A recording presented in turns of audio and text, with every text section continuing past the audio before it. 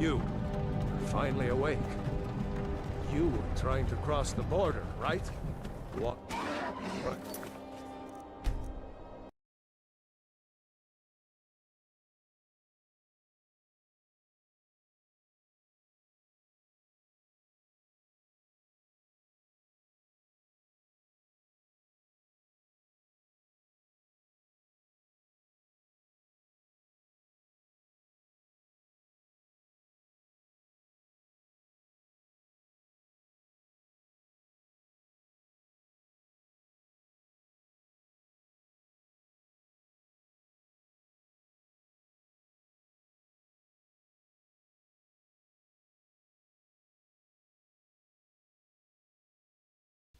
Testing? There we go.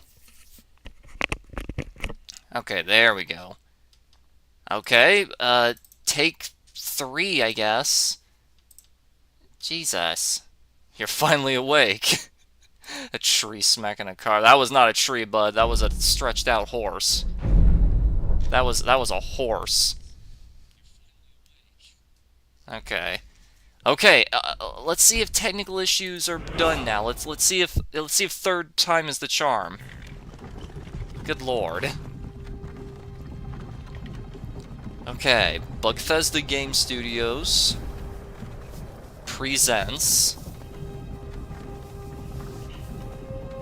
Pro tip: if you're playing Skyrim above 60 frames, weird stuff's gonna happen. What you saw there, that's gonna happen. Can't believe I joined the stream as best time ever too. Yeah. I mean, I've only been streaming for like 2 minutes at this point, so you know. Uh-oh. Nope, I guess it's alright. I guess it's okay. Hey, you're finally awake. Hey. Oh, you, whoa. Finally awake. Oh, that was a big-ass bump. Across the border, right? Walked right into that Imperial ambush. Same as us. And that thief over there. Damn you stormcloaks. Yeah, Skyrim damn you was fine until we stormcloaks. came along. Empire was nice and lazy. They had Oh. been looking for you. Could have stolen Oh, that was the another horse big halfway bump. to Hammerfell. You there, you and me. We shouldn't be here. Yeah, we really shouldn't. Stormcloaks Oh and my violence. lord, whoa. We're all Whoa. brothers and Whoa, sisters in whoa. minds now. Whoa. Shut Whoa. up back there.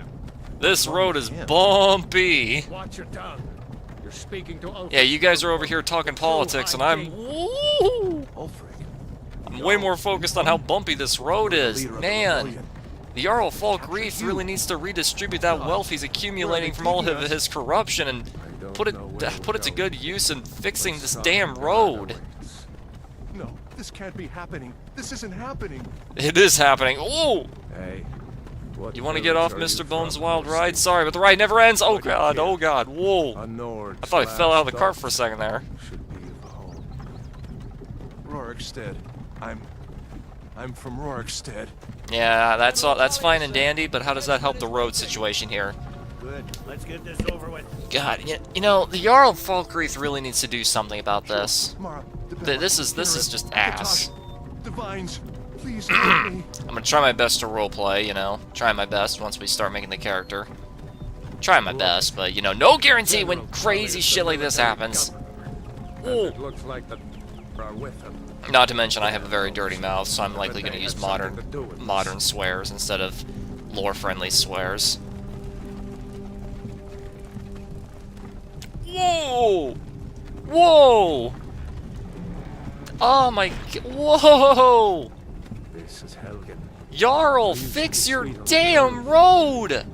Wonder if Vilod is Joe! still making that mead with juniper Who berries. paved this road, Dagon? Funny. Holy When I shit! was a boy, Whoa! Imperial walls and towers. Whoa! Feel so safe.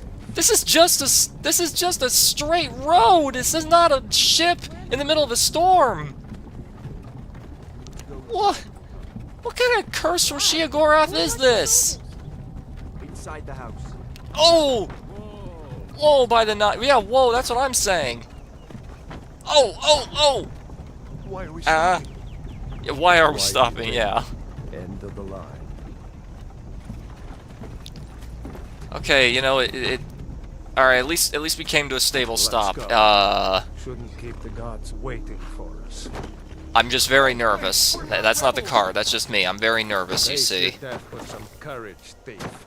You've got to tell them we weren't with you. This is a mistake. This is a mistake. When we call your name. One at a time. Empire loves their damn lists. And then 5 seconds later, forget the Jarl list. of Windhelm. It has been an honor, Jarl Ulfric. Ralof of Riverwood.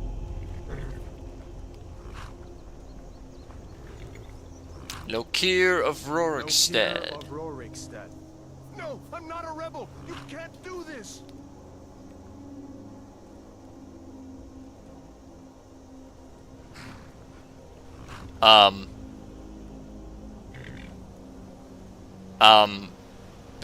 Buddy, he's supposed to be running and dying. I gotta do everything around here. No, not unlock. Yes, unlock. No, kill. There you go. That fixes it somehow. Anyone else Yeah, shoot feel that like corpse. running? Wait. You there. Step forward. Who are you? Okay, who am I? Well, if we're going based off of what I am in real life, I would realistically be either Nord, Imperial. Actually, Breton can also work for me if we're talking about my real life origin. I mean, if you consider, who's mostly based off of that type of culture? I think it's Wood Elves, so it'd be... I guess if we were going by real life culture standards, I'd be a weird homage of... Well, I have Wood Elf in me, but I feel like the majority of my bloodline would be Breton. Actually, what counts as the UK?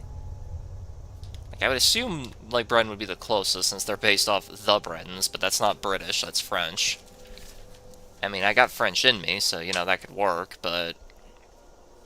Okay, let me think. What, like, base it off their actual origins. South American natives. The Bretons, which is French. Kind of a weird homage of a lot of weird Eastern Asian cultures, but mostly Indian. Kind of a weird homage of Far Eastern. Roman, obviously. Again, kind of a weird mixture between the several desert cultures. Mostly just Gypsy and Nomad in general. Nord is Nord. Orc, that's a bit more hard to tell since that one's like pure fantasy since it's kind of its own. But it does have a lot of inspiration from Mongols, so... Red Guards are Arabs, and Wood Elves would be natives, so I guess I would be, I guess in real life I'd be either Imperial or Breton with some Wood Elf in there. So that's the case, I'll go with Imperial. I'll do my best to make it look like my character, but I don't think it's going to happen in this game with a completely different art style. See, now I'm thinking, because, like, Breton would do better for me, just because they have a magic resistance, but I don't know, man, I kind of want to roleplay as an Imperial. I kind of want to do Imperial, just because it sounds more fun. Yeah, let's do that then. Alright, so we're going to do Doppel if he was born into this universe. So we got to make him pale as hell. We got to make him skinny as hell. Let's see, complexion. I mean, he's very beautiful. He's got a perfect face, unlike me. See, you take that, and then you, like, let's see, what's the one that adds the most amount?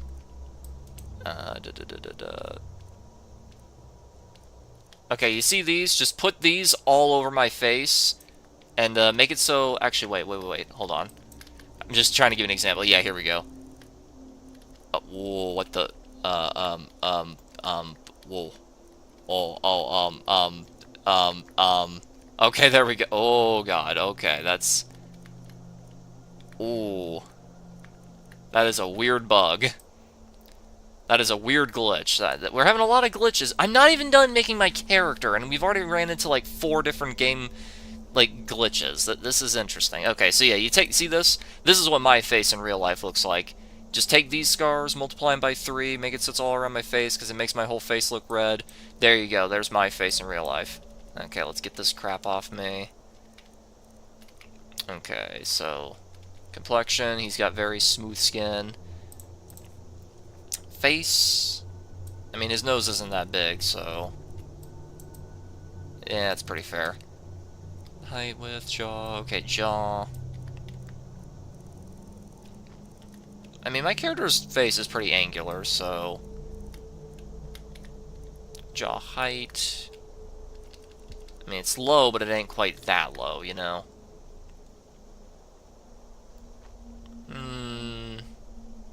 Yeah, I guess that'll do. His cheekbones are pretty average, same with the width. That'll do. Colors, that's good. Eye shape. Ugh, I hate how the default is, like, so weird. Hold on, I gotta fix that. Set that to even, set that to even. Set that to even. Set that to even. Like, it just looks so weird. Like, why is that by default, you know? Okay, do we have any angry eyes? Do we have any eyes that just looks constantly pissed off? Because that's my character. My character Doppel always looks angry. Other than that, he's got really big eyes, so I guess whatever the biggest option would be. I mean, see, they got bored eyes, but they don't have angry eyes. That's decent. That's also decent.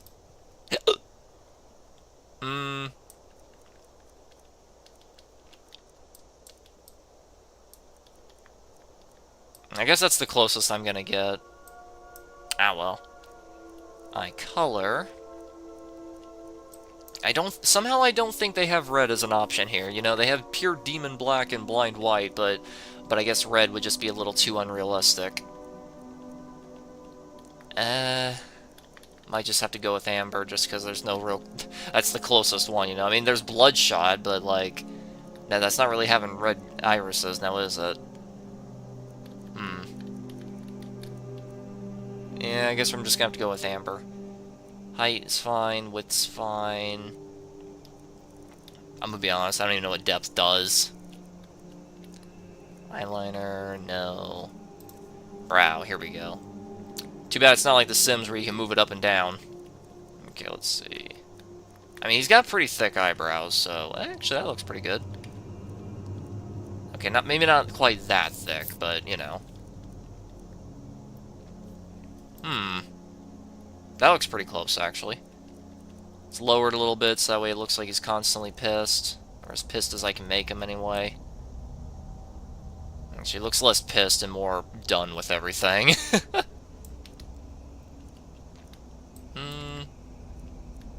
Yeah, I guess that's gonna have to do. Mouth, can adjust that. Chin. Set all of it to medium. Looks weird otherwise. Okay, here I go. Okay, shape. I mean, he does look like that, you know. My character does kind of look like that, just constantly like, you know, like everything pisses him off. Let's see. I think that's the... have you ever noticed how big Imperial lips are for the player character? It's like, it's so weird because I don't really see this on other Imperials. Like, it feels like it's only the player character who has gigantic lips for some reason. I don't know, like, they just look way bigger than they are. At least in my view. Okay, mouth height, normal, forward, no. Chin width, I mean, his chin's pretty thin, but long, so... okay, maybe not that thin. Okay, well, that's not really jutting it out, it's just kind of lowering it, isn't it?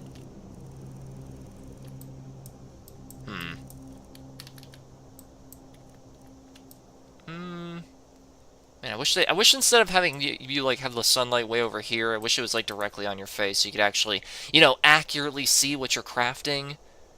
90% of the time you gotta recraft your face after making your character just because it doesn't quite look right in the actual gameplay, you know?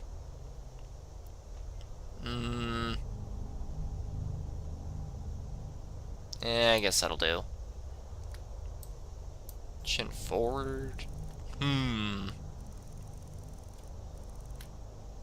Make that medium. Lip color.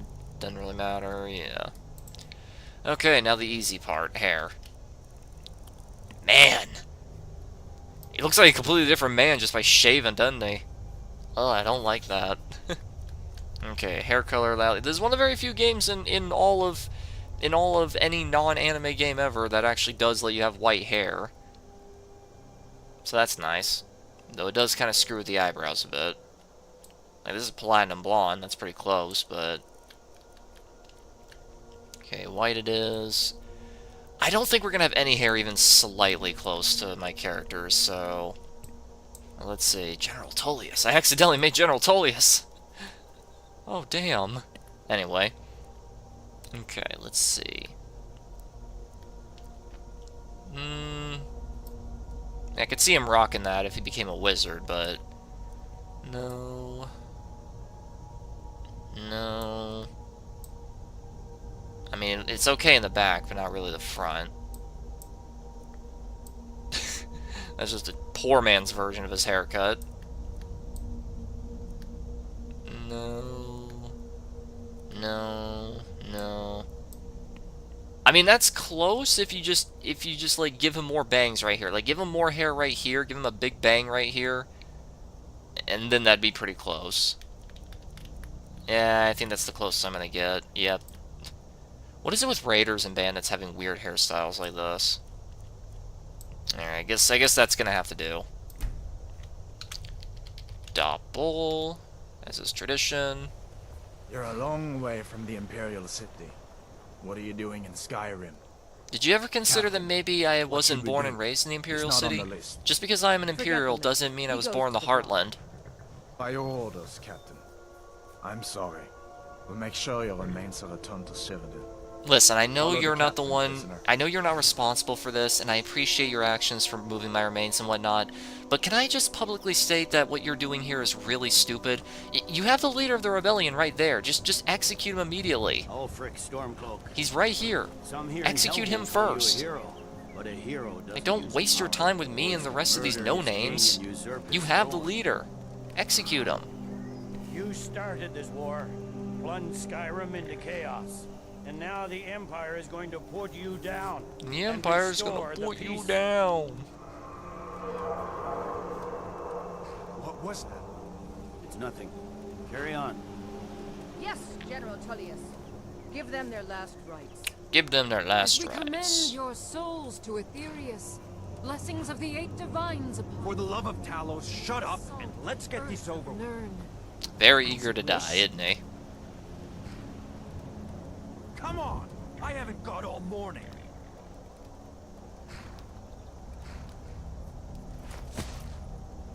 My ancestors are smiling at me, Imperials. Can you say the same? Probably, yes. And just like that, there goes all my monetization. You Imperial bastard! I'm not monetized, I don't care. Death to the Stormcloaks! As fearless in death as he was in life.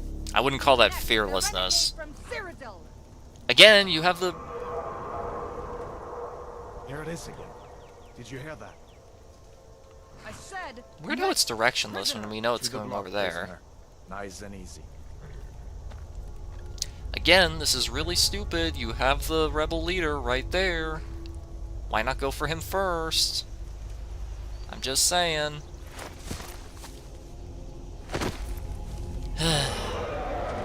What in oblivion is that? Sentries, what do you see?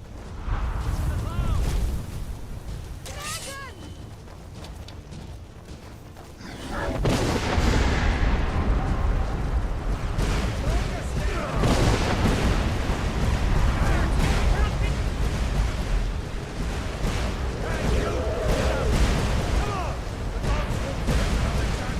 Ooh.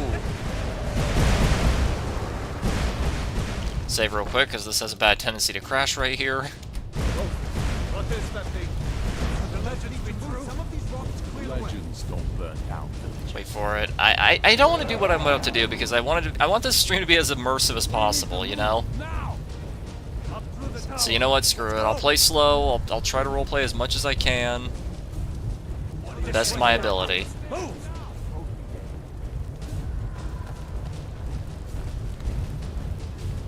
Let's go! It's kind of interesting. It waits for the player. Like, it doesn't just do it as soon as he gets next to it. That's funny. Okay, back to the roleplay. Whoa, whoa, whoa! In on the other side. Jump Okay, through now the back to window. the roleplay. Oh, man. Hemming, you need to get over here now. Nada, you're doing great. Toro! It's kind of hard to roleplay just because I don't really know what to say in a situation like this. Like, in this situation, I feel like my character would just be, like, silent, be like, I have to find General Tullius. you know, just in full, like, silent disbelief, I guess. Whoa! Plus all the glitches does make it a bit harder. Stay close to the wall. Is it telling me to jump?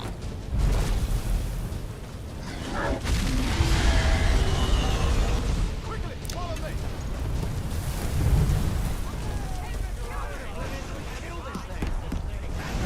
Into the keep, soldier! We're leaving! We're leaving! You know what, screw it. Like, it just means I'm gonna end up not talking at all, you know? Like, I'll do my best as I play, but I don't know. Fine. I hope that dragon takes you all to Sovereign Guard. You, come on! Into the keep! Yeah, I'm going to the keep, alright. Looks like we're the only ones who made it. Was that really a dragon? To bring us of the end times? We should keep moving. Fun fact, if you sprint into someone while they're talking, it skips their dialogue. There should be plenty of Useful gifts to tip. choose from. I'm going to see if I can find. Let's see, Mixed Unit Tactics in 5 Years War Volume 1 by Codus Colonus. I'll take that for later. Something for these bones. I'd be screaming dragon, we're all gonna die. I mean, fair enough, like, that's a pretty reasonable response. Swings too. Especially since, like, some people genuinely think the dragons are just, like, a made-up story in this universe, you know, because, like, they've just been gone for so long. I think the, like, most recent dragon sighting would be, Tiber Septums, which would, at this point, be, like, 600 years ago, give or take. And even then, not everyone saw that. Like, sure, some people would hear about it. Most people would hear about it, but, like, if you weren't in Hammerfell, then chances are you probably wouldn't know about it. So, like, you could just assume that's just a legend that was made up to make the character sound, more powerful than he was, you know? I'm gonna go for a bit of a paladin build here. Spell sword paladin, you know? Give me a minute. I'm out of bed. Hear that? Stormcloaks. Okay, watch this. Maybe we can reason with them. More proof the Imperials are better. Hear that, Stormcloaks? Maybe we can reason with them. Hold on now. Hold on now. We only want to... They immediately draw their weapons and start attacking. So be it.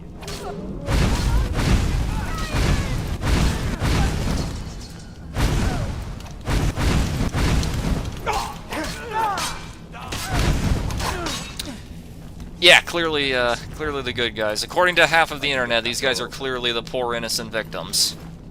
You know, that's something I really dislike about Skyrim. It portrays the Nords as victims. And I really don't like that. Like, in Morrowind, the Dunmer are never once ever portrayed as being victims. They're supposed to be interesting, which they are. But they're very unlikable, because they're just assholes. Whereas in Skyrim, it feels like they're trying to make you like the Nords, whilst keeping them as assholes. It's a bit of a catch-22, isn't it? Damn, that dragon doesn't give up easy. What are you doing? We need to get out of Helgen now! Get out of Helgen now. These Imperials have potions. We're gonna need them. I've played this game a lot. Actually, if you check my Steam thing, I think it's like almost 5,000 hours. I think, give or take. It's the reason why I'm tapping. It's the reason why I'm tapping flames. Because fun fact, with flames specifically, if you just tap it instead of holding it down, it actually has more overall DPS.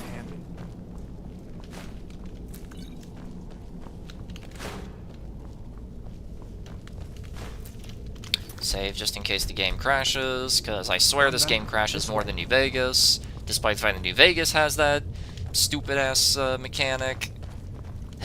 Very unfortunate. Torture room. Gods, I wish we didn't need you.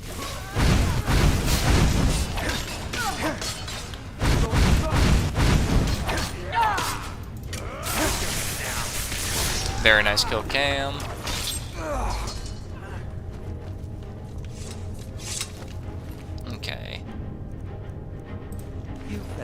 mind along. While they're talking, I'm gonna answer this text message I just got. Boys seemed a bit upset at how I've been entertaining their comrades. Don't you even know what's going on? A dragon is attacking Helgen. A dragon. Please, don't make up nonsense.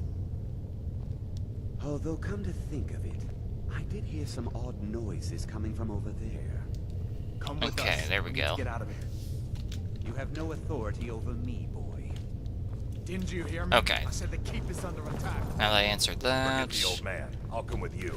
Forget the old man. Wait a I'll second. come with you. Looks like there's something in this cage. Oh, right. Don't bother with that. Getting a text again. Hold on. What the fuck was that? I think the cat's knocked something over. Something really loud just banged around.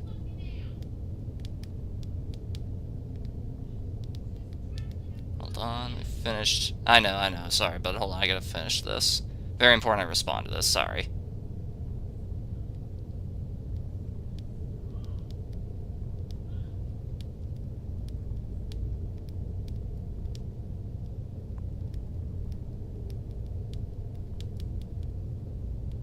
We're saying... There we go. Okay. Sorry, it's just, you know, very important. I will say, it is kind of...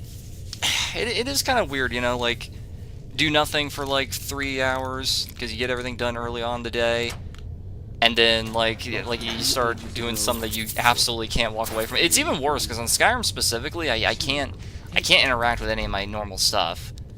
Like, normally, when I'm streaming, I can interact with my tools, I can adjust volumes, like, I can pause it all, like, I can do all this stuff, but not on Skyrim, because for some reason Skyrim's really fucky. Oh my gosh, what the hell is this? Hold on, I gotta investigate. My cats are making a shit ton of noise. They're probably knocking shit over. Hang on.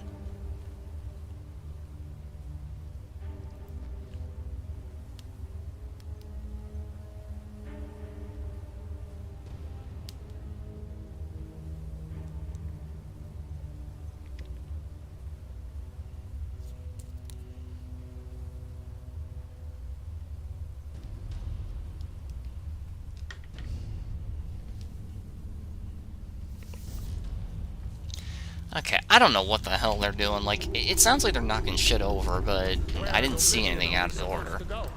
Where's the way out? Like, I really am sorry for all these interruptions. To all one person who's currently watching. Like, I really am sorry for all the interruptions, but, like, it's just so funny. Like, it's just the nature of my life, you know? Like, everything's perfectly fine and dandy, and literally nothing happening for, like, 3 hours straight. And as soon as I'm like, you know what, I should live stream, that's when all of a sudden a bunch of shit starts happening. Ah, well. It's just the way it goes sometimes, I guess.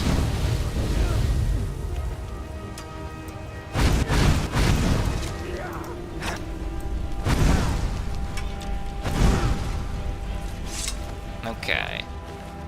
Let's see, how much more can I carry? Actually, quite a bit.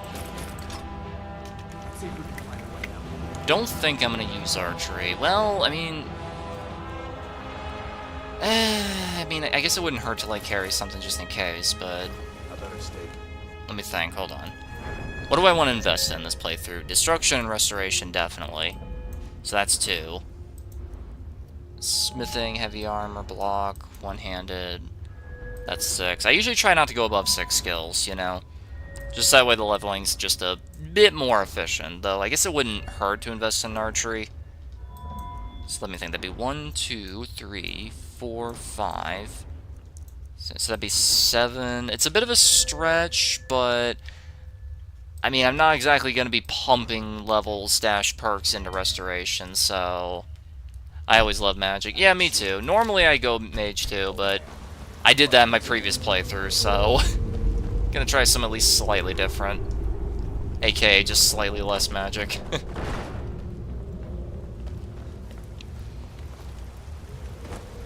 Okay. Sprint on through here. Grab this. Might as well fight the spiders here so I get a bit more experience.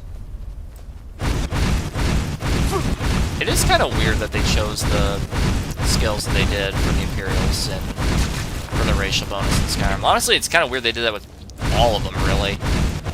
Like, some of them make sense, like, most of them make sense, but, like, some of them are just kind of weird. Like, Imperials are known for being smooth talkers, and they're all, like, trained for militia, essentially. Every Imperial citizen knows how to use a sword, because that's part of their culture, right? And yet here in Skyrim, their bonuses at the beginning, none of them are speech. They don't get a bonus to speech, despite that literally being their whole shtick. Even in this game, where that could just be downgraded to just speech specifically. And they don't have that. Like, that feels really weird. And in exchange, they have a spell sword assortment here with destruction, restoration, one-handed, block. Like, that feels really weird. Like, that feels exceptionally strange. I don't know. Wait. There goes all the wiener over there. Okay. Here's my plan. First save, because this game has crashed at least 3 times just from getting close to the Guardian Stones for some reason. I don't know why. I think, like, majority of times I've crashed in this game, it's been because I've been near water. Like, I feel like being above 60 frames, which causes a lot of anomalies in the game. I've usually been near a lake or a river, so, like, I feel like it has something to do with water physics. That's, like, breaking something, that's what causes the crashes. Not all the time, naturally, but at least sometimes, because I have noticed I've been near water most of the time when it happens.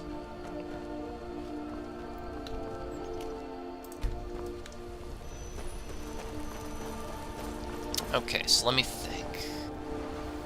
What's gonna be my plan of action here? I always try to get the main story at least going.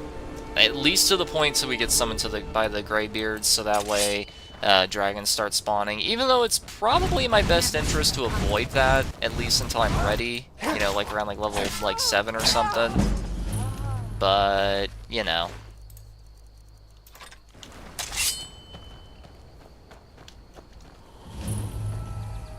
There it is. Okay, save again. Like, you're gonna see me do that a lot. Just because this game is very crash happy.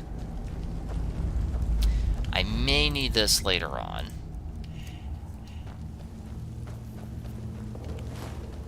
Emphasis on the word may. Not too sure. But, you know.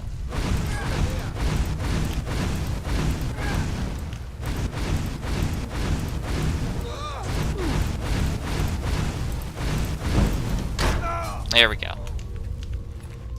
Bro, what's good? I'm just playing some Skyrim, you know how it is. Let's see, hold on. Bracers, there we go.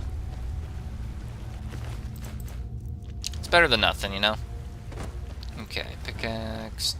If you guys want to see wild-ass glitches, rewind to the very beginning of the stream, because literally, like, 10 seconds into it, and I already was experiencing massive bugs. Wouldn't be a Bethesda game without ludicrous amounts of glitches, now would it? Skyrim good, so... Skyrim's so good, vanilla modded Skyrim is still good.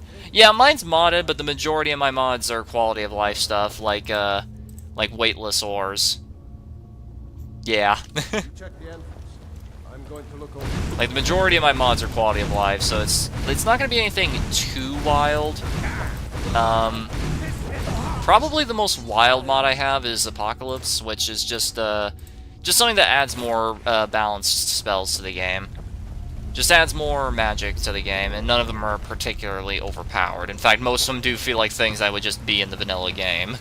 Contrary to what the name of the mod would imply. Like, with a name like Apocalypse, the magic of Skyrim, you'd assume that it would be like the most crazy overpowered shit possible. But no, it's actually pretty reasonable. Like, it all seems like stuff that'd actually be in the game for the most part. Which is why I avoid mods. When you mod the game, you're adding additional strain in the code. I mean, sure, but the thing is, this game's pretty buggy even without mods. Like, even before I started modding, like, I was experiencing pretty regular glitches. Whoa. Whoa. Like, are you done? See, like that right there. I prefer little to no bugs. The unofficial patch which creates bugs itself. It's just not worth it for me to mod. I mean, I think it's more than worth it, honestly. Because, like, you have no idea how much you can enhance the game. You can even just full-blown change the game entirely. I mean, I would recommend playing Relics of Hyrule at least once in your life. Like, you have no idea how much life that pumps into the game. Like, it makes you want to investigate every single dungeon possible just on the chance that you might run into something amazing. I would say ignore pretty much all writing in Relics of Hyrule because it tries its best to make it sound like, oh, this is a canon thing linking the whole franchise to the Zelda universe, but it just does not work. It does not work. It just don't. In Vanilla Skyrim, played over 10,000 hours since launch. Played over 10,000 hours since launch. I've had less non-glitchy body bugs than fingers on my hand. If you say so. Not saying I don't believe you, but it's like, alright, sure, you know.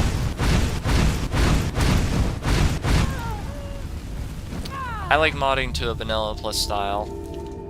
Like, I have like, I got like 35 mods, I think it is. And most of them are just basic stuff, like make ores weightless, make soul gems categorized so they're easier to, like, sort and find. That's the reason why the gems there are labeled as gem. It also affects them, too. For some reason.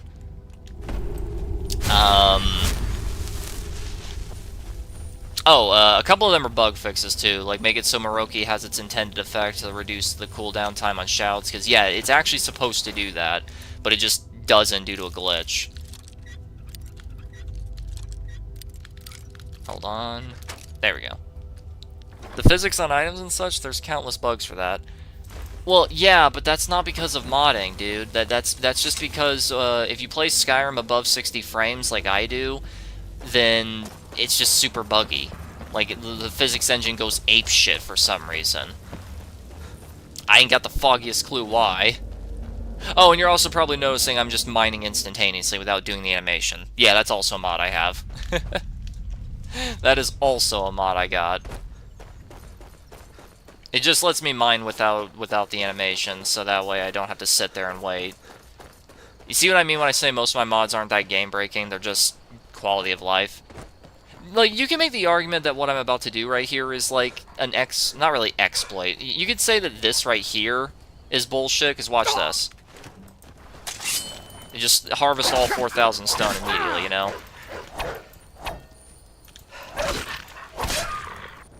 Come on, there we go. And I say that because it's like, in the actual vanilla game, you could do that animation basically indefinitely. Like, I don't think there is an actual limit, but here, but it's like, you get like 1 stone every like half second, so it's like, theoretically, you could just sit there and like leave the game running while you do that and get an infinite amount at the cost of your real life time, whereas this just skips it, you know?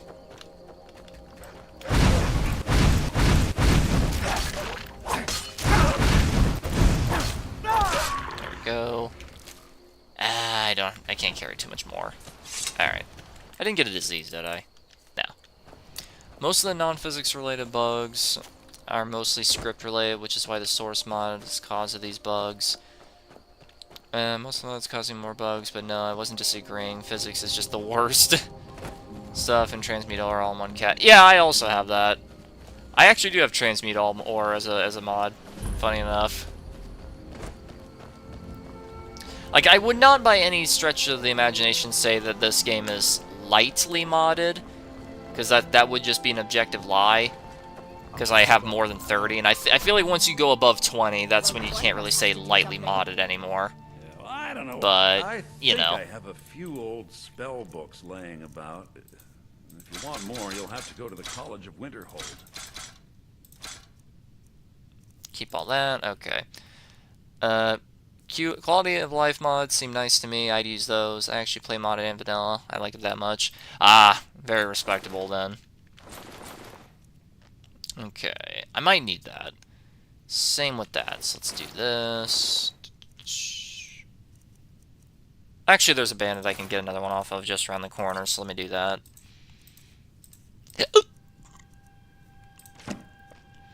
I'm not going to use that. I am going to use that. Sell all that, because it's a static price. Okay, then I got this much to work with. Alright, Frostbite. Lesser Reward. Yeah. Okay, anything special I can take? Probably not, but you know. It's always worth looking. Iron ore. Leather strips. Alright, did something happen? Yeah, we did have a bit of a... 800 hours on PC, 400 Switch 2. Very dedicated then, very dedicated. Only after one thing. An ornament. Solid gold. In the shape of a dragon's claw. I can get it back. You could? I've got some coin coming in from my last shipment. It's yours if you bring my claw back. Now, if you're going to get those... Okay, let's... You should head to... I mean, I have to do this anyway, so you know. Are you streaming on only YouTube, by the way? Yeah, I am. I've not set up anything on Twitch or anything like that. I mean, hey, you know, like I know the biggest reason you'd want to do it on Twitch is because it's, you know, you're more likely to be paid for your efforts. But like, hey, you know, if you ever want to support me, I got a link in the description to my PayPal right there. If you ever wanted to support me or my channel. Okay. If I remember right, there's a treasure map that leads you right here. It's kind of weird how it doesn't spawn unless you find the map first, but I don't know. Okay, climb around this way right here. It's a little bit of a shortcut in case you didn't know. A little bit of a shortcut. It gets to Bleak Falls faster. Oh, right. Frostbite Sparks. Frostbite Sparks. And it's not really useful at all, honestly. One of the mods I use is a damage boost passive perk, gives you 25% more damage as a werewolf. I mean, that would be lore friendly, so I appreciate it, but like, you already can do that with Dawn Guard. Unless that's, I mean, well, technically that you could just add on to that since it stacks, you know.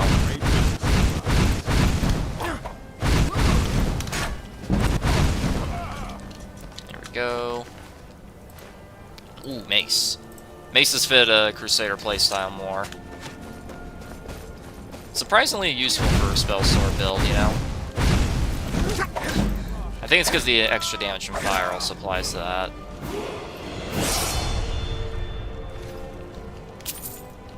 Okay, here he comes.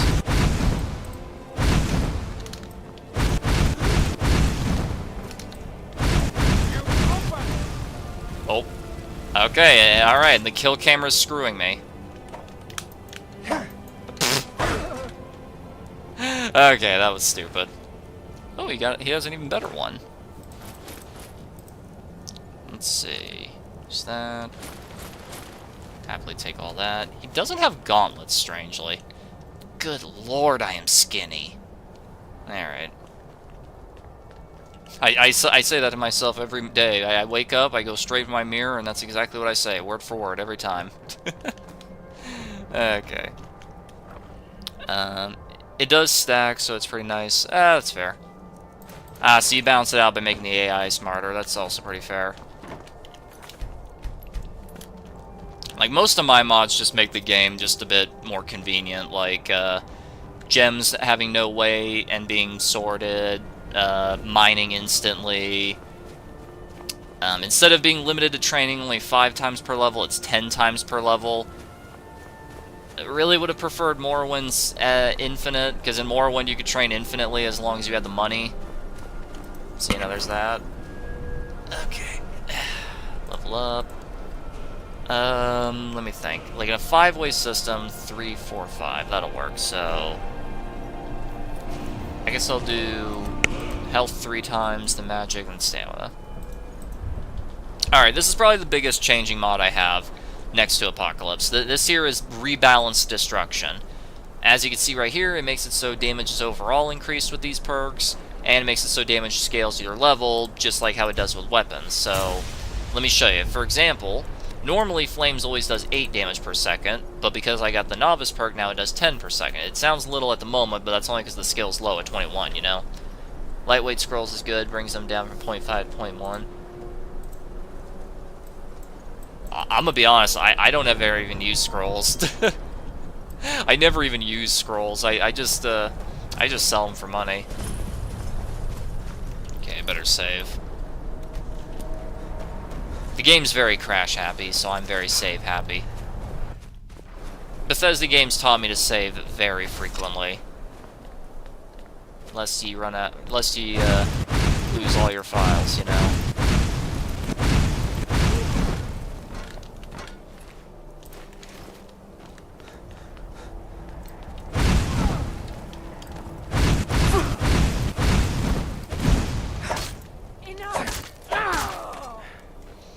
Over there. Wait, did he fall? Oh, he did. That doesn't look like a Nord to me, though.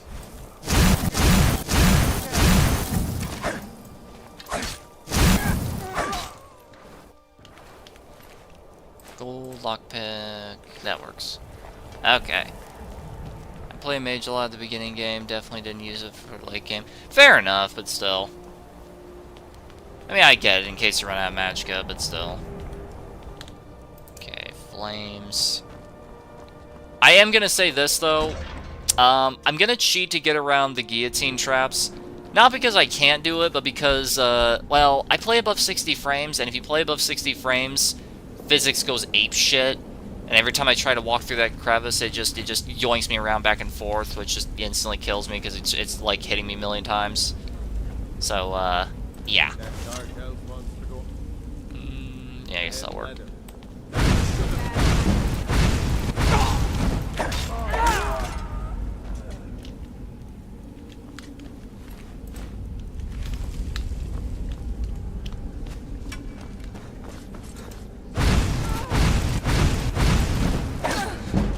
Alright, let's see what I have in here.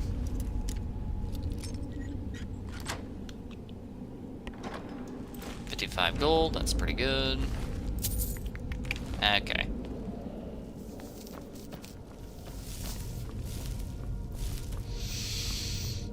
So aside from the 2 guillotine traps, which I literally need to use this to bypass because the physics goes apeshit if you're above 60 frames.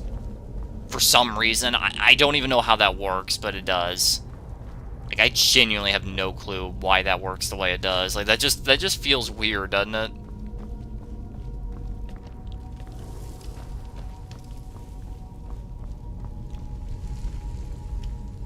You know, I find it really funny how one of the critiques of Skyrim is like, oh, puzzles are too easy. And it's like, bro, you know there's a lore reason for that, right?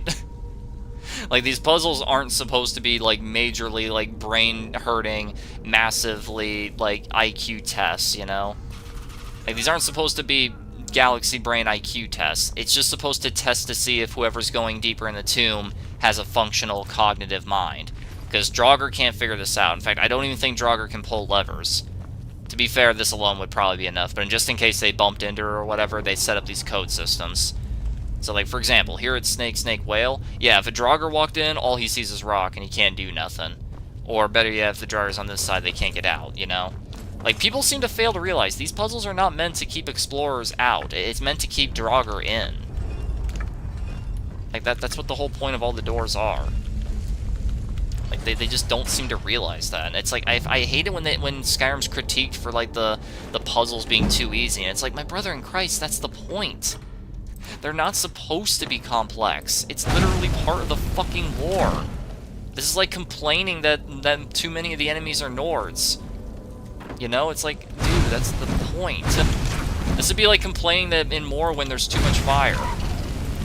This is like complaining about how in Oblivion there's too many Daedra enemies. You know? Like, I hate that critique. Let's see. I play a lot in the beginning game, definitely didn't use it. Oh wait, that's that one. It's a single-player game, enjoy it how you want to. Exactly. The fun of these games is sandboxing, exploring, or even exploit it. So I would say to a degree. Like, in Morrowind, for example, I usually would get really bored with the game very quickly if I exploited it too much. just because it's like, well, I'm so powerful I don't feel a reason to do anything else, you know? It's like it loses all the challenge. I say that while playing extremely cheesy. Oh my gosh. Holy ball sacks, that's only one tap. I know I'm on expert mode, but damn.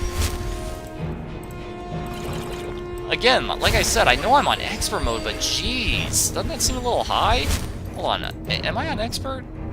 Wait. Gameplay. Yeah, I'm on expert. What the hell? That's some legendary level bullshit right there.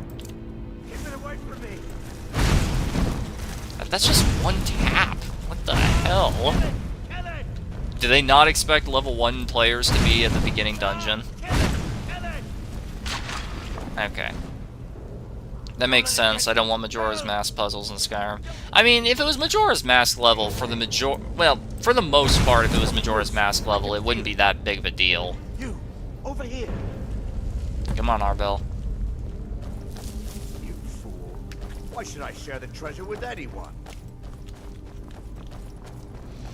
But yeah, like a lot of people don't seem to understand, like the puzzles in Skyrim's tombs, they're not meant to keep explorers out. They're not meant to keep treasure hunters or grave robbers or whatever out. They're just meant to keep Draugr in. And they had to make sure if anyone was coming in, there was someone who had a functional mind. So if one of the Draugr wandered by, they wouldn't be able to just simply, you know, bump the lever and accidentally escape, you know? Or go deeper in to like revive their old master or whatever. Like, you gotta remember, the Draugr in Skyrim, like, these guys have been punished with undeath for being followers of the Dragon Cult. Like, that's the whole reason why most of them are the way they are. Now, there is some evidence to suggest that they're, there is evidence to suggest... Wait, Arbel, right. There is evidence to suggest that the bodies and the souls are separated.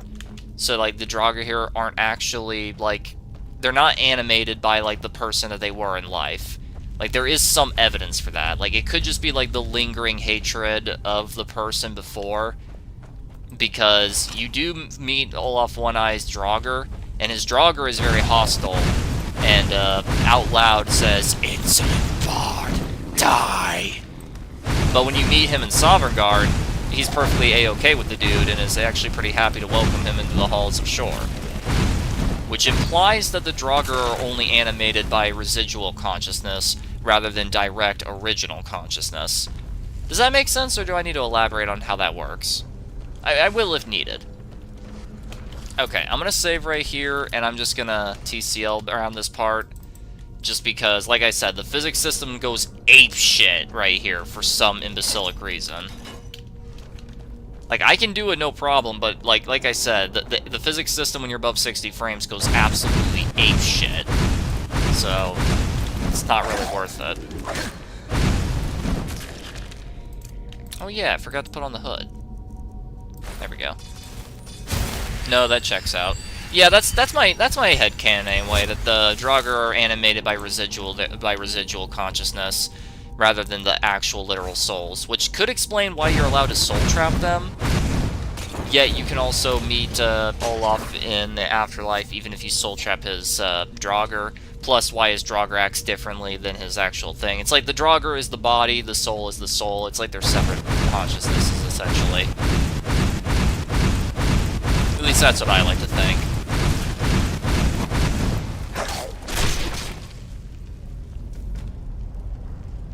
There we go.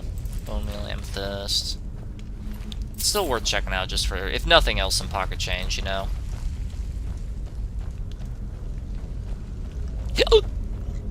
You know, if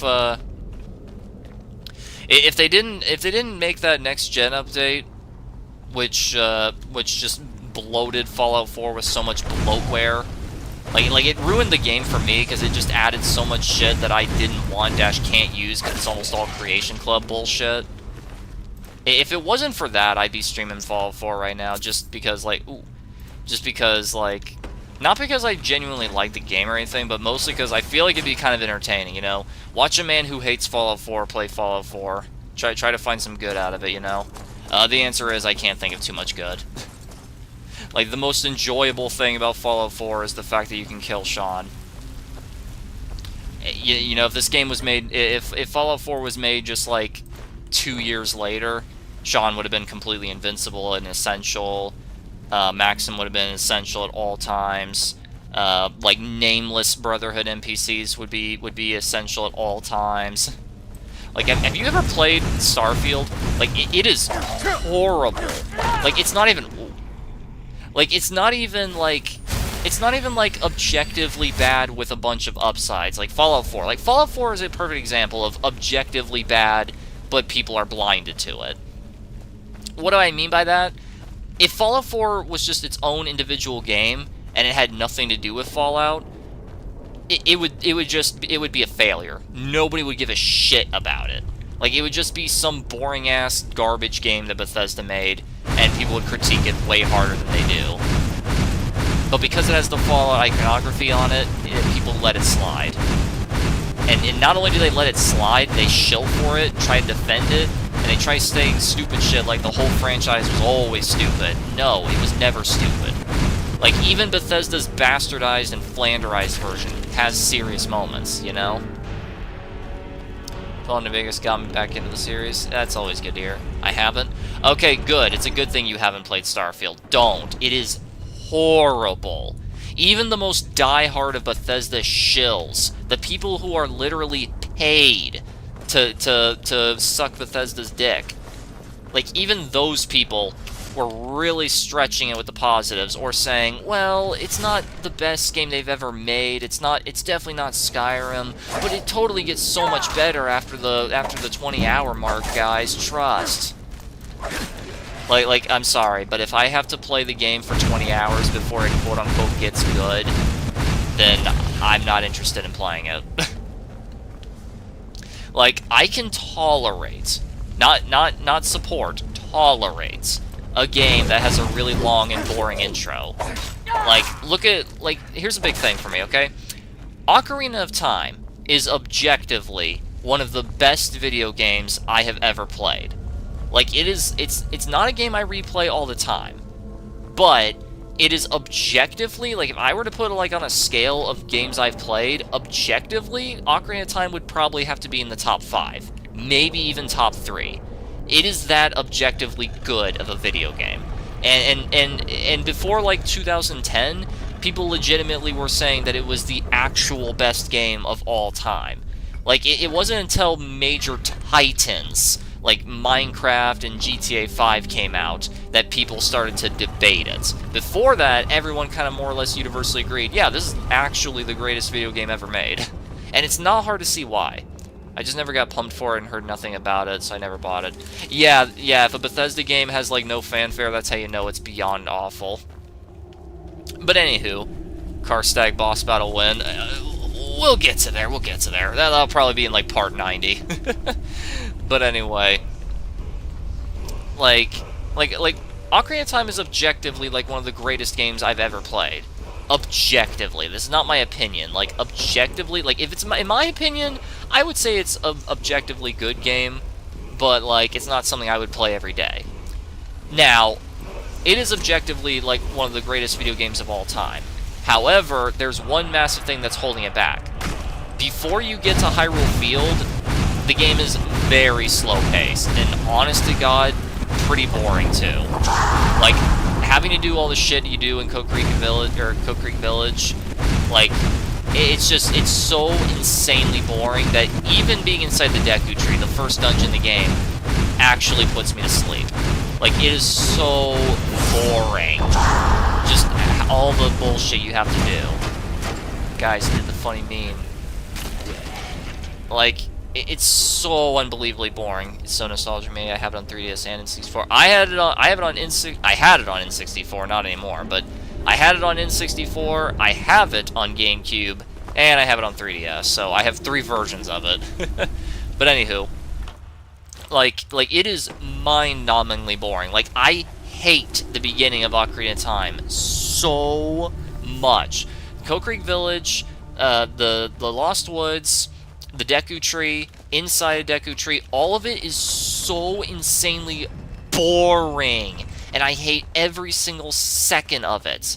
That it unironically, this one thing holds the game back for me. This one thing makes me not want to pick up the game ever whenever I finish it. It's like, Like, I don't want to replay it for a long time if I ever get to it, just because I literally dread ever having to do the beginning again. Like, that's how much I hate the beginning of Ocarina of Time. Like, it's not poorly written or anything, it's just so damn boring. What do I want to invest in?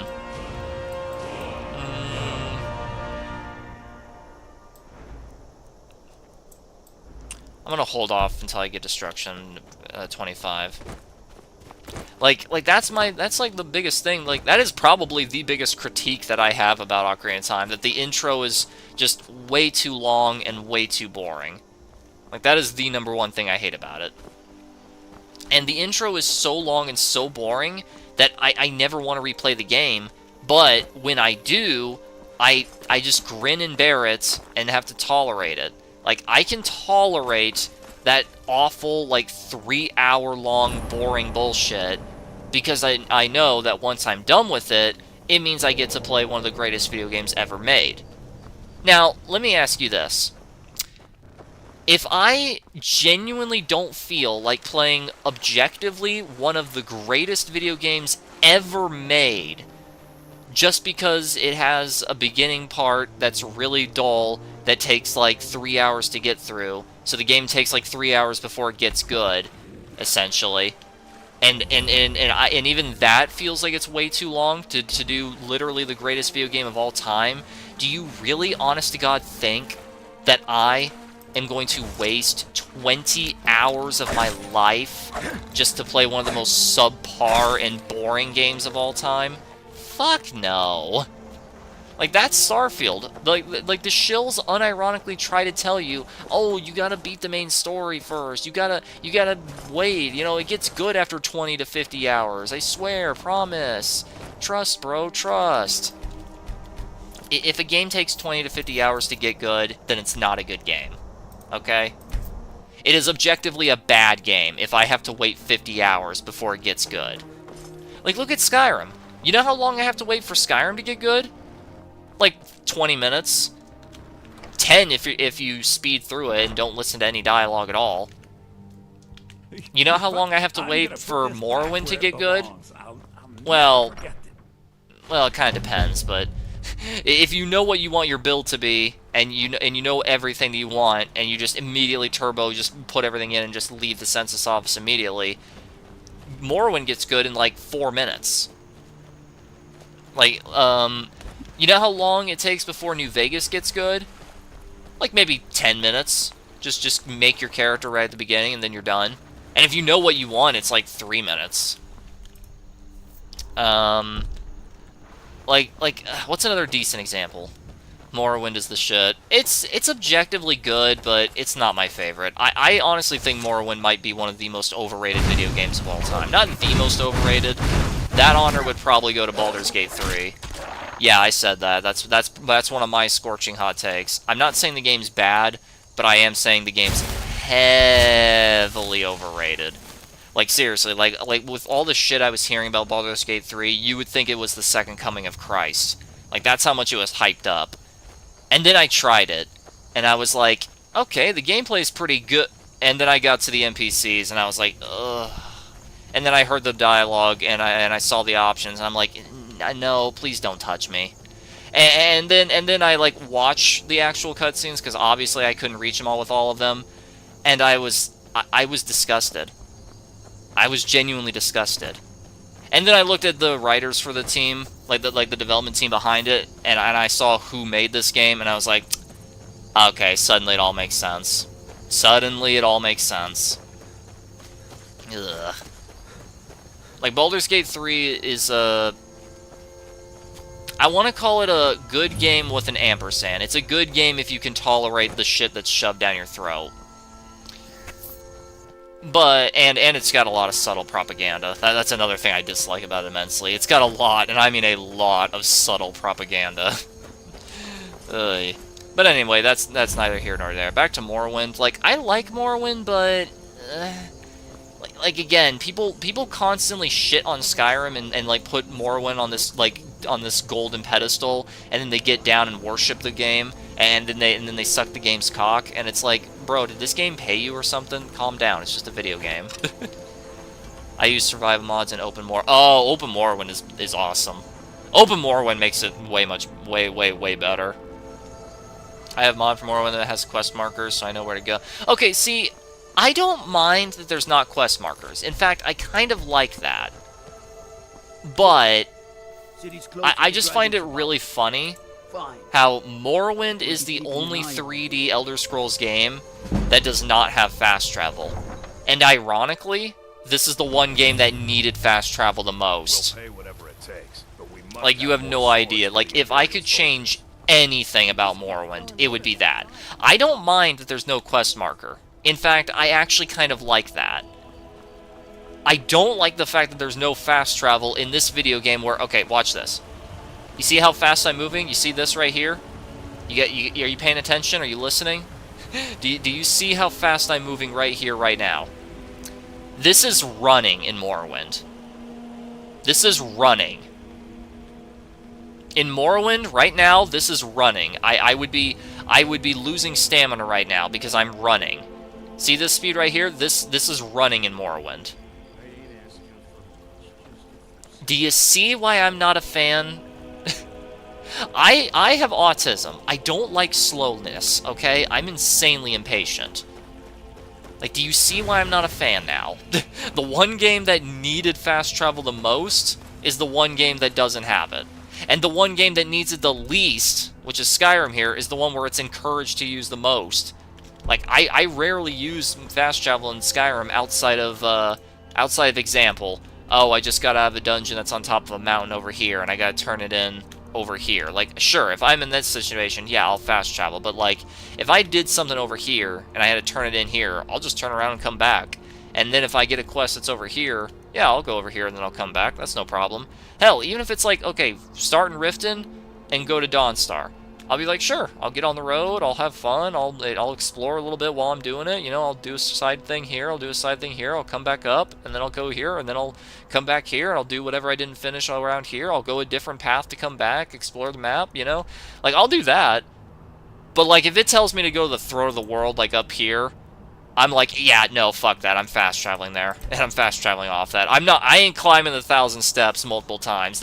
It's the 7,000 steps, not the 28,000 steps, you know what I mean?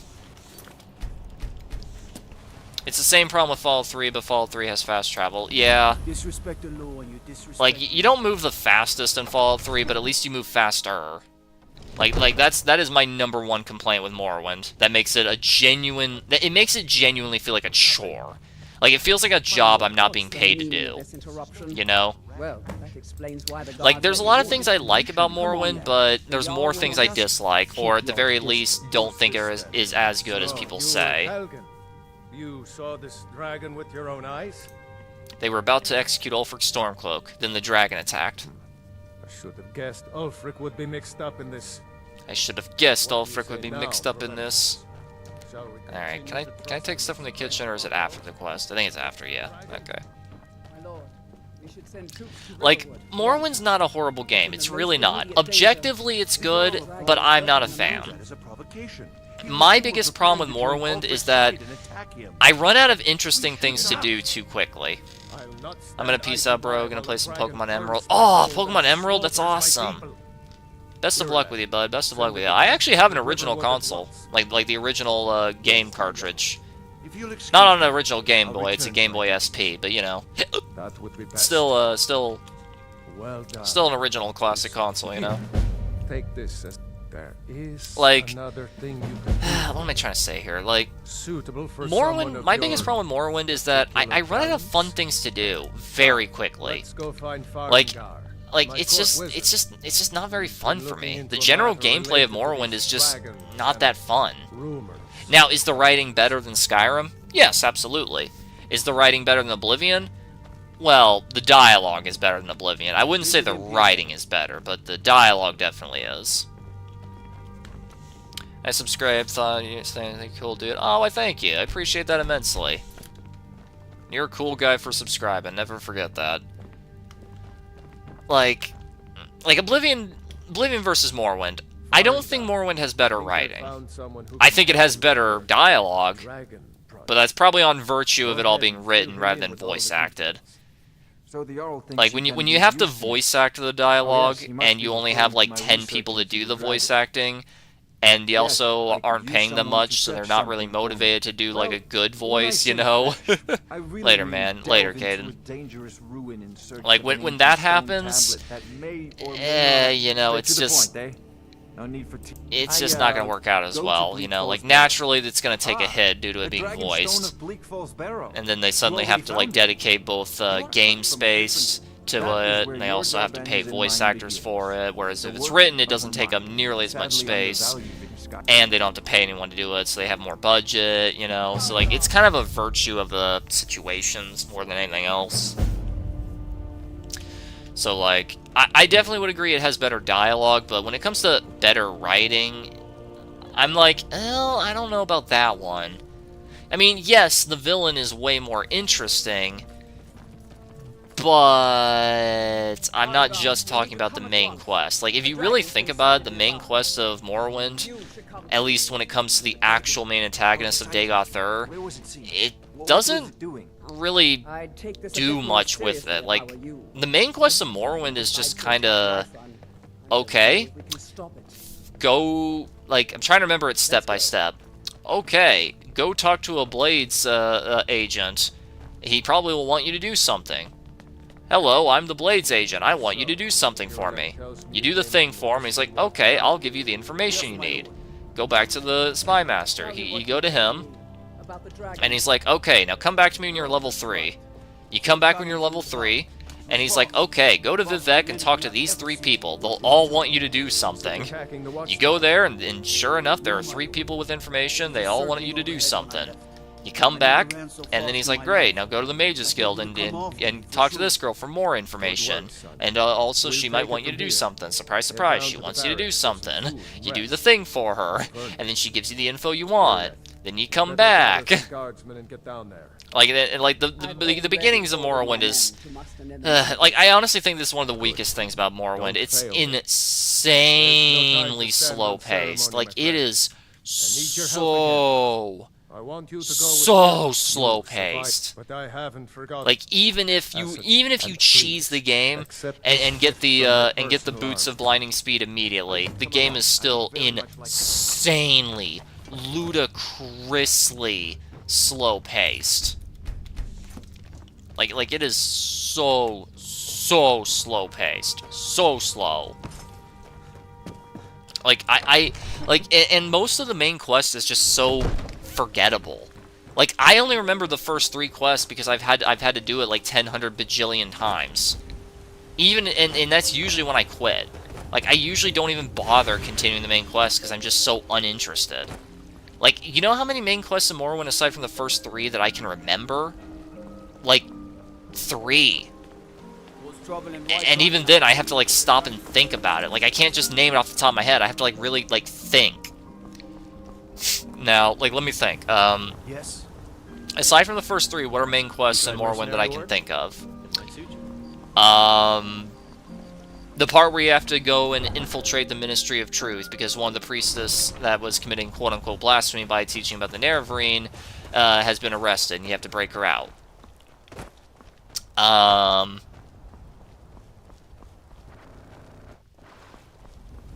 When you're told about...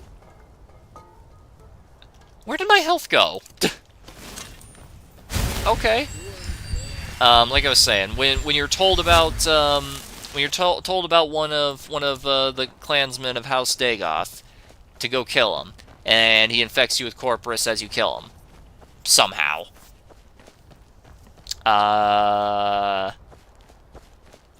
Going to the Telvanni wizard, I forget his name, and asking for a cure for Corporus, and he's like, okay, go get my fucking boots for me. Literally, go into the Corporusarium, talk to the last living dwarf alive, and get some boots from him.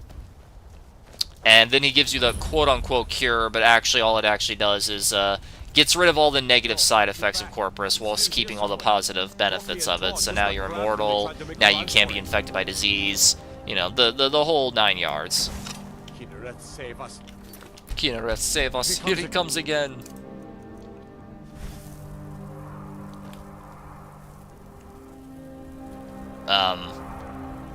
Oh, there he is. Hello, save us. It's a dragon. Gonna wait here for a second.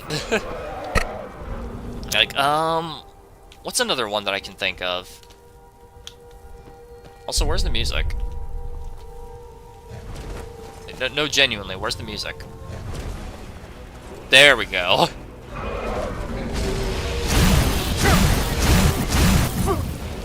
Okay.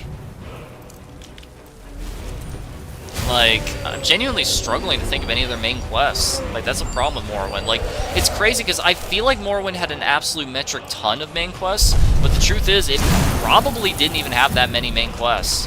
And I'm probably just forgetting, because or more accurately, I'm just thinking that it had a bunch of main quests, because it took like a million years to complete them all.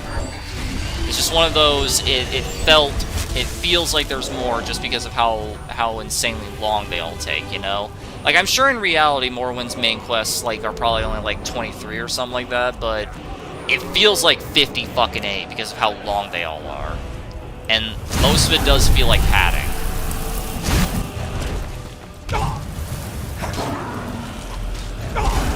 Okay, he's not going for the attack. There we go. No amount of stamina. Still does much. Okay.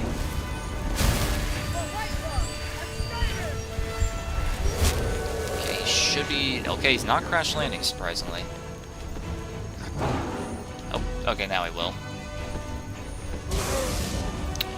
But yeah, like what's another main quest from Morrowind I can even think of? Like, aside from the grand finale where you try to find, where you're trying to get... Okay, I'm trying to remember, what was it called? Keening and Sunder. Like, getting them, and then confronting Dagothur. But I feel like since it's the grand finale, I feel like that's kind of cheating. So, like, not including the very beginning or the very end, how many main quests in Morrowind can I even remember? So not the first 3, not the finale against Dagothur, infiltrating the Ministry of Truth,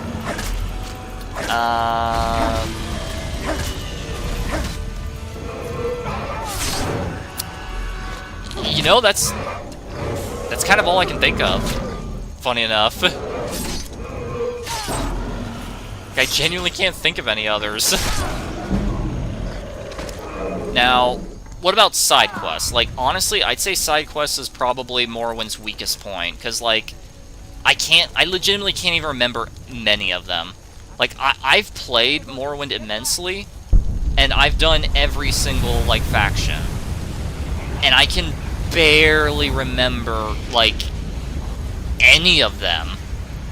Like, they're a complete void in my mind, and that's not a good sign. Like, do you think I remember even a single person that was killed during the Morag Tong quest line? Because the answer is no, I can't. I genuinely can't even remember, like, more than 2 quests in the Mages Guild. And, like, the ones I can remember, I only remember because they're at the very beginning and are mundane as hell. Like, I remember there's one to collect mushrooms. That's it. Wow. There's one where...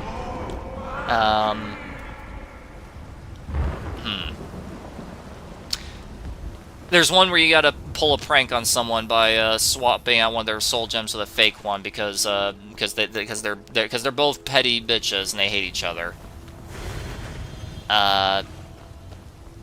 Oh, immediately after that, there's one where you gotta find the girl's like scroll of stuff because it was hidden by the girl that you stole from because these 2 bitches just absolutely hate each other's guts, you know. Surprise, surprise, 2 women don't get along. Everything's all right? Man, I'm trying really hard here. I'm trying so hard. Oh, there's one quest where a girl wants you to find a book for her. Not even a grand legendary book or anything. No, just a copy of a very rare book. Like it's very rare, but it's not like some legendary thing or anything. Like, no, it's just a book about talking about dwarves, you know. But it's kind of rare. It's like $300, and it can be found at like a couple of bookstores. That's pretty much it. You heard the summons. What else could it mean? The Greybeards. You've done a great service by my right as Jarl. Okay, I'm gonna skip this just because, like, normally I don't want to skip dialogue too much in this stream, but I'm only doing this just because I've done this a billion times. Did my character get shorter? The fuck? Wait. Did my character get shorter? What the fuck? Hold on. Player.set scale 100. No, that's normal. That's normal? Are you sure that's normal? Game, are you sure that's normal? Hold on, I gotta find a non-Nord, because Nords are taller. Like, I gotta find a non-Nord, because this doesn't feel right. Jarl has appointed me to Come with me, Lydia. Okay, Nords are slightly taller. Okay, like, I'm comparing the eyes. Like, this does not feel like normal height, but according to the console, it is. I don't know, man. I don't know. Anywho. Like, what's another? Okay, Mage's Guild. Another quest I remembered. Challenge the Archmage to a duel to the death to become the Archmage. Yeah. Be glad you're here in the city. Yeah. Have you noticed the pattern? Okay, that may be a bad example because that is just the Mage's Guild. Like, you expect to be doing magical stuff, right? Almost every quest is a fetch quest. Like, almost all of them, and not even reasonable. Like, it's old school RPG fetch questing. You know the type I'm talking about. Even Redguards are slightly taller, so... Got some good pieces out here if you're looking to buy. Let me think. Okay, my plan here is...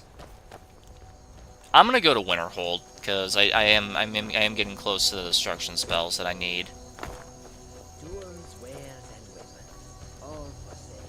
But, like, I'm noticing a pattern. Like, at least for the Mage's Guild, almost every quest is just a fetch quest. Like, there's not really much interesting stuff going on. Need a ride? Where do you want to go? Okay, so the Mage's Guild's a bit of a dud.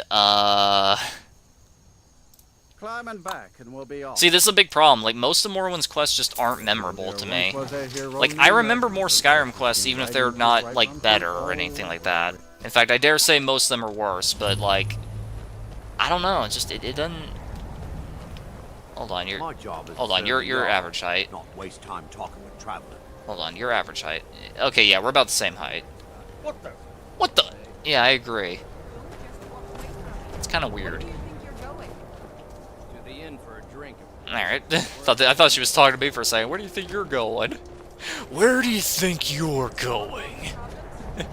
Probably not, but it's worth a try. If you're here for sightseeing, well, then you've seen the sights. Might as well head somewhere warmer. That's a pretty good line, actually. Okay, cat, get off my desk. Hey, get off my desk. Cats don't belong on the desk, you know that. I'm being asked to leave, apparently. Oh. That's... Okay, does that count as trespassing? No, it doesn't. There you go. You must be one of those wizards. Well, I'm about to Some be. may call this jump. Me? But, like, that's a major problem. Like, I can't really think of too many quests from Morrowind. Aside from the very early main quests and the very end of the main quest, and, like, one or two that stick out because they're just so grand, I genuinely can't really think of any at all. In fact, if I remember right, the majority of the quests in Morrowind are really crappy fetch quests. And it's like, I just don't have fun with it. You know, I just don't enjoy it. I don't know, Morrowind's just not very enjoyable for me. Like, I'm literally the only man who's played all three of the 3D games a good amount. Obviously not an even amount, I've played way more Skyrim than anything else. The way is dangerous, and the gate will not... Welcome to the That's College better. of Winterhold. I am Feralda, one of the senior wizards here. I trust you found your journey to Winterhold not entirely unpleasant. Now, I must advise you that if your only purpose in being here is to complain, you would be far better off speaking with the Jarl of Winterhold. Why would I want to complain If, about the however, college? you seek something more, It is no great secret that we have been unjustly blamed for a great many things over the years. The good people of Skyrim, on occasion, would rather pass judgment than attempt to understand what we do here. Thus, we must take certain precautions in order to secure our safety. May I enter the college? Perhaps. But what is it you expect to find within? I hate how there's not a restoration choice. Like, it's only destruction, illusion, and general. That kind of sucks. As if they expect players to only be interested in destruction and illusion. I guess destruction. I want to use the power of ice and fire to destroy any who oppose me. I see. That power certainly exists, I assure you. Wield it faithfully, and few can withstand you. It would seem that the college has what you seek. The question now is, what can you offer the college? Not just anyone is allowed inside. Those wishing to enter must show some degree of skill with magic. A small test, if you will. I'll take your test. And fun fact, this is the only 100% challenge persuasion in the entire game. Excellent. As in, it's the only one in the game that literally requires you to have speech 100. Can you cast it on The me? only one. That would prove your skill. Very weird. I don't know that spell. No? Well, if you think you're capable of it, then I'd be happy to provide it to you for a mere 30 gold. Or you can try your luck with one of the court wizards around Skyrim. Okay, this for the There spell. you are. Fun fact, this is I'll a make million this to times see you cheaper. test Restoration, healing hands. it. Well done indeed. Well done indeed. I think you'll be a superb addition to the college. Welcome, apprentice. I'll Welcome. lead you across the bridge. Once you're inside, you'll want to speak with Mirabelle Irvine, our master wizard. Please, follow me. Alright, I gotta re-equip my... Actually, no, I shouldn't, because I'm gonna have to do this here in a second. But yeah, like, with Morrowind, I can't think of that many quests. Like, I can think of plenty, it's just that almost all of them are garbage. No matter what, the college would Like, the first Fighter Guild quest, kill some rats in the basement. I'm not joking, that's it. Like, most of the quests in Morrowind are just so subpar, mediocre, shockingly mundane. Now, I know you might say I'm cherry-picking because you can think of some more fantastical ones, like going into the egg mine to cure the Queen Kwarma of a disease, so that way the miners for eggs can get back to egg mining. Like, that sounds really fucking weird out loud, but not really. You just go into a dungeon, avoid like 3 or 4 hostile enemies without killing them, click E, turn around and leave. That's it. It's not very interesting. By its very nature, volatile, Like, I don't know, man. Like, unless you can control it. and it's not like just because like the quest designs themselves are inherently simplistic. Because like, there's simplistic quests in Oblivion that are way more memorable and fun. Like, for example, you go to I think it was Shaden Hall, or was it Anvil? I think it was in Anvil. Well, I don't really remember the exact town, but like there's a guy where if you go to the bar and you like just sit down for a drink or whatever, a dude will approach you and be like, hey, you want to buy a house? I'm doing it dirt cheap. And you're like, how cheap's dirt cheap, huh? And it's like, oh, it's only 500 gold. And you're like, oh, wow, that is ludicrously cheap. Yeah, I'll happily do that. So you buy the house, you go to your new home, and it's a little shabby, but I mean, you know, hey, for 500 gold, that's pretty good. What do you think we should do? I think we should learn something practical. Is that so? I solve practical problems. Anyway. You actually show us something. Like, and then you go to sleep in your new home, and then you get attacked by poltergeists in the middle of the night, and it turns out the place is haunted. Like, turns out that's why it was so cheap, because it's literally fucking haunted. Like, there's that organization, like, this one was a really good one. There's an organization of thieves that are all women who only target men in this city, and the reason they do that is because men are not likely to go for help if they know they've been tricked sexually by a woman, right? That's what this lesson is for. And perfect time to try it out. And like it's because of that, like you get help recruited from this one girl who's apparently the wife of this other dude, and it's like, oh, but he's just too prideful to like ask for help, and like everyone's too ashamed to try. So like you investigate. Now, cast the ward spell and hold still. God damn it. See, the reason why I did that is because there's a bug in my game where wards just don't work. literally, as you saw, literally does not work. I have no clue what is causing this glitch. You see, like, it'll just not work. And this dumbass will constantly recite his same dialogue. Like, you see, like, it does not work. Like, I do not know what is causing this glitch. But for some weird, unknown, fucked up reason, ward spells just don't work in my copy of Skyrim.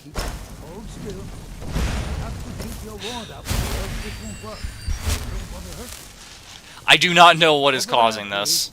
Like, this is the reason why I don't like using wards in Skyrim, just because I know they're fucking bugged. Okay, what if I'm crouched? That doesn't work, okay. Okay, what if I aim at, like, a really weird angle? Is that what's causing it? Really? Well, I think this is an excellent start. I don't know what is wrong with my copy of Skyrim, but for some reason, wards do not work. Also, Esbern doesn't have dialogue. Like, two game-breaking glitches. One's definitely more game-breaking than the other, since one's attached to the main quest, and one's part of a magic mechanic that I never use. But, like, yeah, like Morwyn's got more, like, Morwyn's got more, you know, going on, you know, or Morwyn versus Oblivion. Like, Oblivion's got, like some pretty mundane quests, too, but, like, oh, yeah, the one with the group of thieves, yeah. So, like, you investigate, you follow clues and whatnot, it turns out they're being based out of the lighthouse, you go there, and then you get jumped by the two people who recruited you at the beginning in the first place. It turns out neither of them are victims and neither of them are citizens. They're actually Imperial agents that were just posing like this, hoping to, like, find the base of operation, hoping to lure someone into this. And the reason they chose you was primarily just because you were the only one who looked capable of doing anything at all. So, like, when they jump you there, they immediately on the spot try to arrest all the thieves. They obviously resist, and because it's a Bethesda game, they just die, and, you know, they just get killed because, you know, this is a Bethesda game, and you just need to have combat at every single quest, because that's all Bethesda knows. They don't know anything else. Even in 2006, that's all they knew. But yeah, like that, like it has a simple premise, you know. Like, it's just a standard go to location, kill enemy quest. But, like, it's done so much fucking better. Like, it has an interesting twist, which, unfortunately, Bethesda got really addicted to the point that their twists became not only predictable and shallow, but just plain bad. Hell, most of the time they don't even make sense anymore. And it felt like they just do it just because they want to be shocking. But yeah, ooh, I am not going near... What?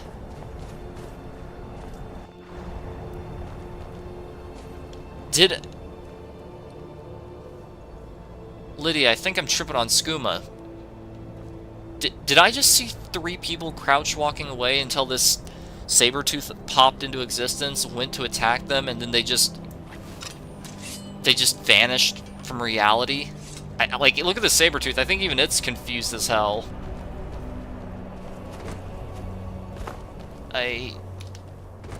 Alright. Well, anyway.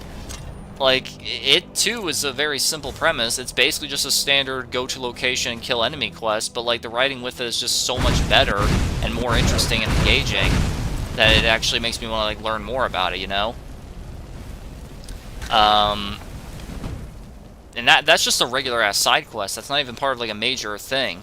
Like, oh, like Paranoia, that was a great quest in Oblivion. Okay, it's not very great in terms of gameplay, but, like, it keeps you engaged, you know? You meet a schizophrenic wood elf who's convinced that he's being gang-stalked, so he recruits you to help, he pays you a lot of money to investigate people, and you have to either A, tell him the truth, which is these people have no affiliation, or B, feed into his delusion. If you feed into his delusion, he keeps paying you and asks you to do more extreme stuff, up to the point where he asks you to murder someone. Or if you tell him the truth and keep denying it, he eventually starts to think that you're with them and turns on you and becomes hostile. if you try to tell guards at any point before the more extreme cases happen, they'll just be like, oh, him? Well, he's really weird, but he's harmless, so, you know, just come to us if he does anything too crazy. You tell him that he's planning on killing someone or he asks you to kill someone, they'll be like, what? By the 9, you know? Then they investigate, try to arrest him, he resists, so they're forced to kill him. Like, just standard stuff, you know? Like, it's not even like a straightforward usual quest, because most quests in RPGs are go location, kill enemy, collect loot, you know, type stuff. But like this quest is literally just talking, but it's so engaging and interesting because there are some parts and points where it's like, is he really crazy? Is he actually delusional? Is this actually what's going on? Long story short, the answer is sort of. I say sort of because like he is schizophrenic and paranoid, but it turns out at least 2 of the people that he was suspicious of are indeed hiding something very, very dark, but it's not because they're after him like he thinks. It's actually because 2 of them are Mythic Dawn cultists. Like, he thinks they're after him, but in reality they don't even know who he is, like barely. Like, they barely even know who the guy is, you know? Okay. Amulet. That never ceases to make me laugh. Alright. Go on, Tolfdir, go on. Well, this is highly unusual. I know, I say that every day. Anywho. Let's save the game. Like, I don't know why, but like, Oblivion's quests are just more memorable to me. Like, yeah, I can remember more from Skyrim than any other, but to be fair, I played Skyrim way more than any of the other 3D games, so naturally I'm going to remember more of it if I play it more consistently. Like, I can remember in detail pretty much all of the College of Winterhold's entire quest line. What was that racket? Is everything all right? Everything is not all right. You seeing this? Like the first quest is just simply like getting a tour around the place. Second quest is just is demonstrating how a ward works. Third one is going under Sarthal. Fourth one is retrieving the books from the rogue mages. Ugh. Fifth one is investigating the eye, and it turns out you've been called by one of the Sijic monks. Sixth is you gotta learn about the Augur of Dunlane. Seventh is you gotta find the Staff of Magnus, you go tell him, but it turns out Arcano's done some shit. Eighth is you gotta defend Winterhold. Oh wait, no, there's one I'm missing. You have to go find the Synod, then you come back, and that's what happens. Yeah, sorry. I didn't see anything. Getting a little distracted because I'm also listening to the game at the same time. The Sijic Order? And then, That's very odd. Anyway, then after you come back, you defend Winterhold. Then you go to Labyrinthia, get the Staff of Magnus from Orochi. Then you come back, defeat Arcano, and that's pretty much it. You know, like, I can remember, like, pretty much every detail about the College of Winterhold. Now, does that mean it's because it's a really well-written and engaging questline? No, not really. It's pretty mediocre, all things considered. It's pretty average, I'd say. Like, this isn't horrible. Like, I've met a lot of people who genuinely think, like, this is, like, one of the, like, worst-written quest lines in all of Skyrim. Like, and even for Skyrim, they think it's pretty poorly written, and I'm like, okay, if you just want to say the whole game is poorly written, I'd kind of agree with you. But, like, saying that this is, like, one of the worst is just genuinely disingenuous. That's an oxymoron, I know. Not an oxymoron, that's kind of a weird statement. Redundant statements are redundant. But, like, still, you know, like, still. It's like, if you said the whole game was badly written, I'd just agree with you and be like, yeah, it is, that's true. But it's like people unironically try to say that the college is like the worst written of all. I'm like, it's not the worst written. It's just it's got like some of the weirdest like promotion system, you know. Like, I agree that there should definitely be more going on, but the problem is I'll take a short quest line with substance over one that has a bajillion amounts of padding and bullshit like Morrowind. Like, if this was Morrowind, you could bet your ass they were telling me to go find just a generic book at a generic bookstore, or go collect 5 specific alchemy ingredients. Like, basically I'm saying the Radiant quests of the college, that would be a mainline thing you literally have to do like 8 times before the main quest starts. And the fans would excuse us of being, well, of course, it makes sense. You just joined. Of course you'd be doing busy work. You're brand new. You're low rank. Like, they'll praise busy work in this game, but then demean it in other games. Like, I just think that's hilarious and hypocritical. Okay, let's see. Holding on to that other perk, so let's invest in one-handed. For now. Go on ahead. Be sure and catch up with you before long.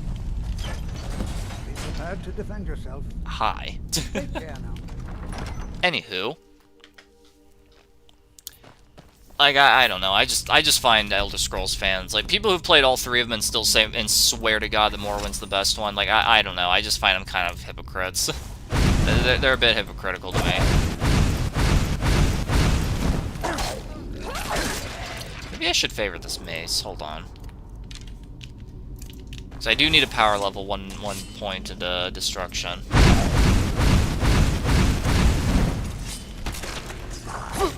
Oh, there's another one. Like you can't even like really say that it's because the quests are like simple. Oh wait. 25. Because like I said, like why can I remember Oblivion's and Skyrim so well, and yet I can barely remember most of Morrowind's. And don't get me wrong, there are some that are, I don't want to call them good, but are at the very least memorable. Like Azora's Daedra quest, where it tells you to go to the absolute top of the frickin' map without disturbing the monk in a house, kill all the Daedra that's surrounding her, and then you come back and you get Azora Star. Okay, that's actually kind of dull. Like, I can remember it, sure, but it's just so simple. It's just go to the opposite side of the fucking world, kill a bunch of enemies, and then come back. Oh, by the way, also the Shrine of Zora is not marked on your map. Like, you just gotta remember where it is. Also, this game doesn't have fast travel. You just have to remember the exact location. Or be invested in magic and have mark and recall. Oh, but by the way, this is your one and only mark and recall, so, you know, get ready to, like, mark it somewhere else if that's the case.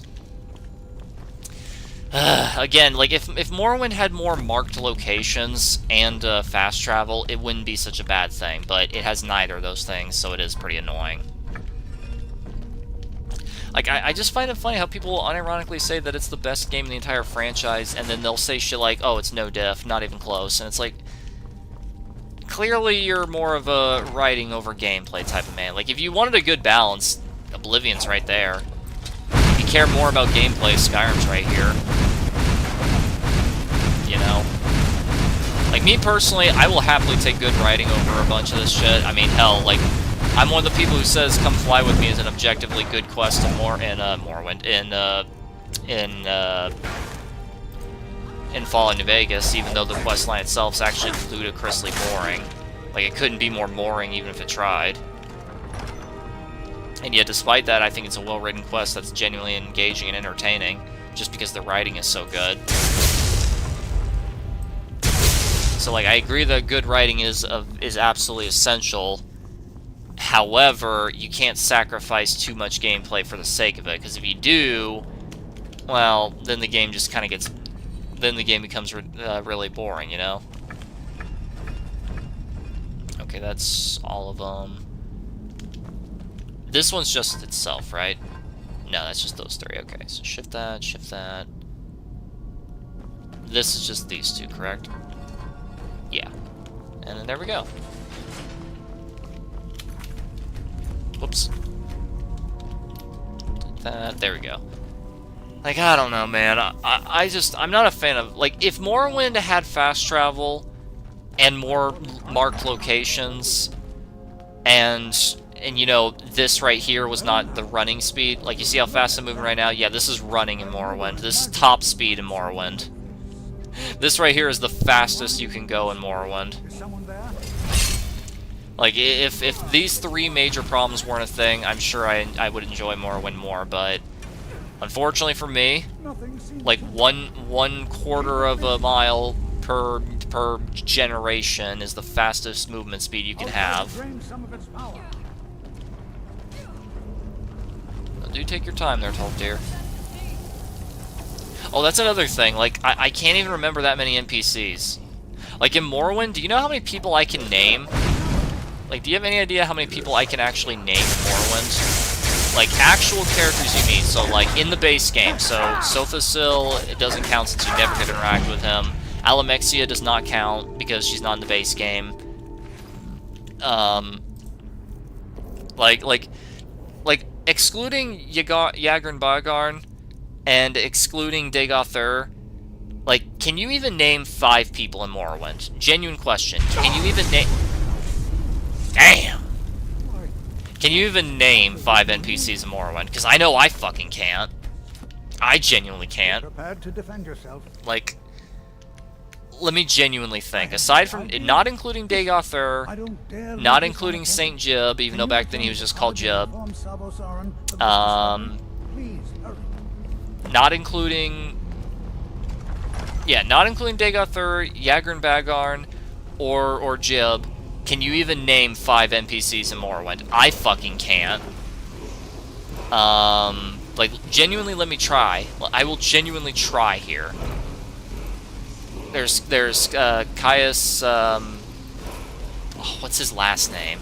You see, I can't even remember his last name. Like, there's Caius, the Spy Master.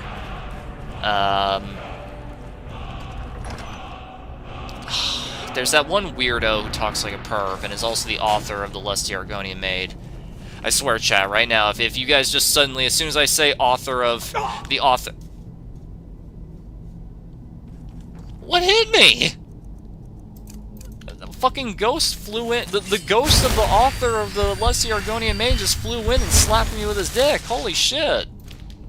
Okay. He heard I was talking shit and he came out of oblivion just to say fuck you. Jesus.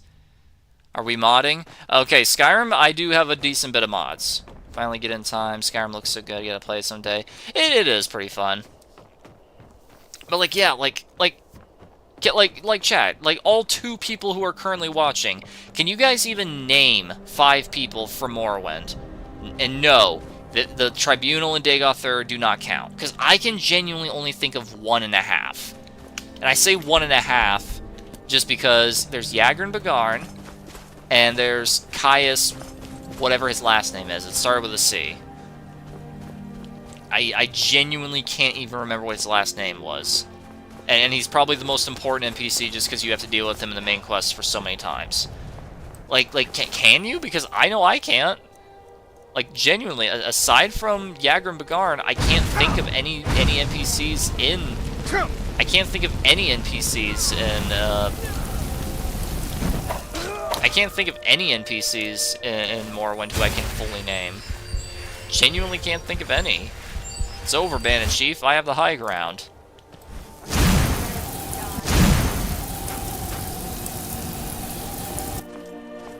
Audio? Hello?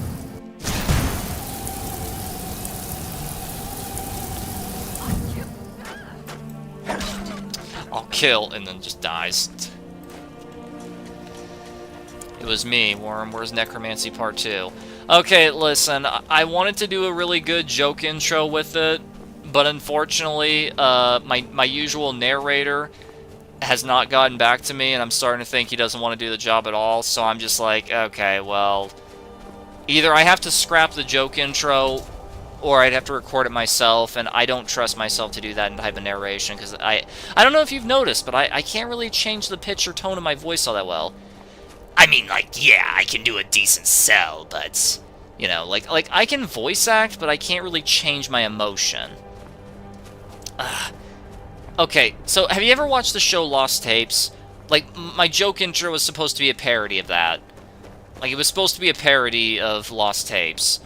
And if you know the intro narration, it's, there are creatures science refuses to recognize, but new technology makes us question what is real.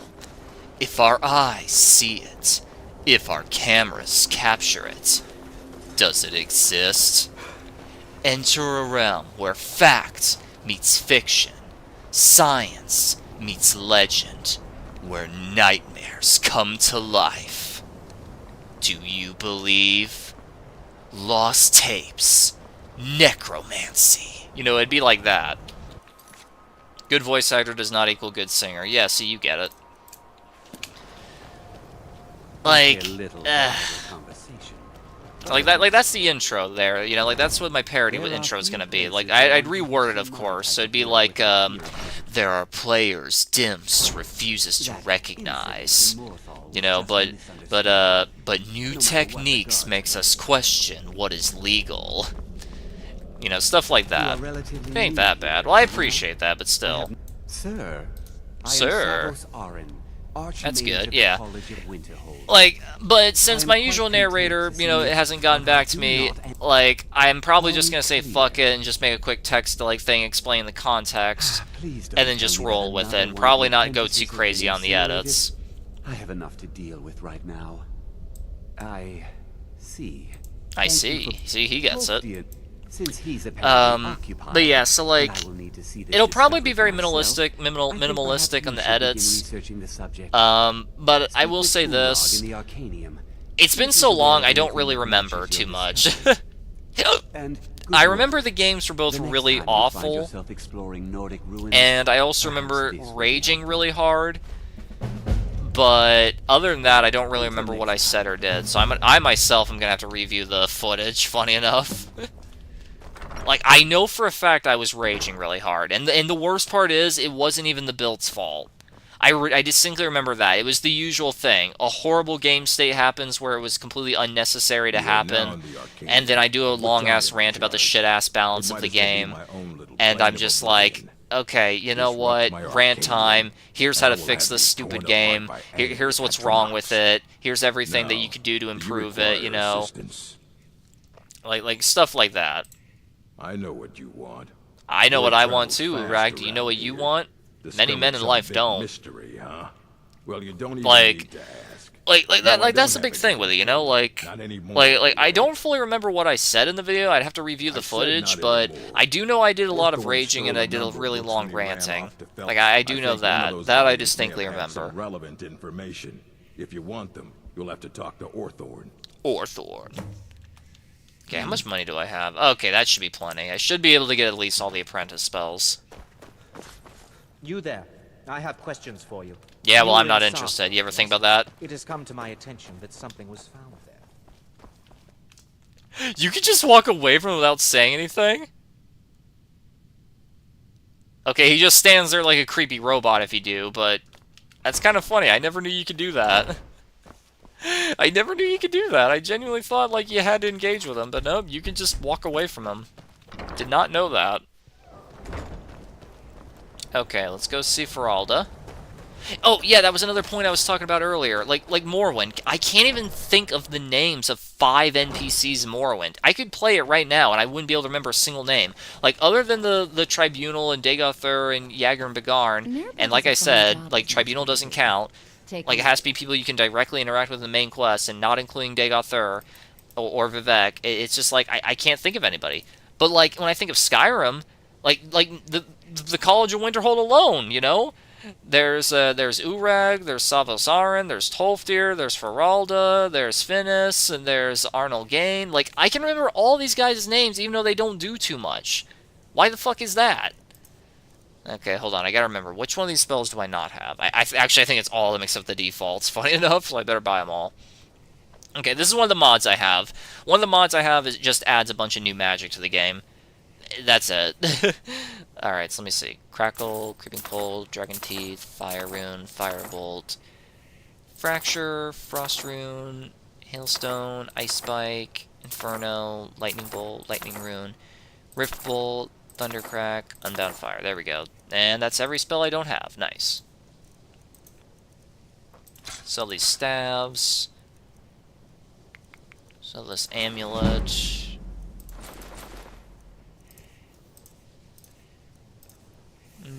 Yeah, that works. It's been a pleasure. It is a pleasure.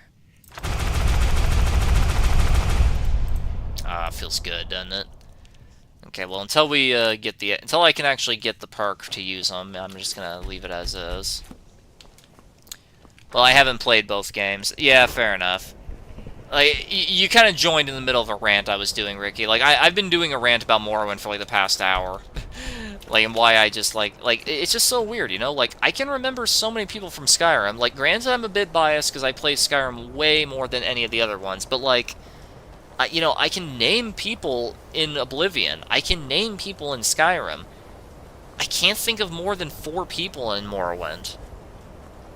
Like, if you don't include the Tribunal or the main antagonist, I can only think of 1 man fully by name and 1 man by only his first name. I remember Caius, and I remember Yagran Bagarn. I genuinely can't remember the names of anybody else in Morrowind. Like the Renegade Priestess, I think her first name was Mallow. I think it was M something. And the fact that I'm genuinely not sure kind of speaks volumes now, doesn't it? You must be one of those wizards from the college in Winterhold. I am one of those wizards from the college at Winterhold. I mean, I definitely look like a wizard. Honestly, I look more like a battle mage than anything else. I mean, technically that is kind of close. I mean, I'm supposed to be more of a paladin-crusader build, but you know. I am not doing this quest until I'm a higher level. No way. Like, I'm gonna get annihilated. I'm gonna go find the Lord Stone. That'll help me out. Is it just me, or is the sound really quiet? Like, it's gonna sound louder for you guys than it will for me, no matter what.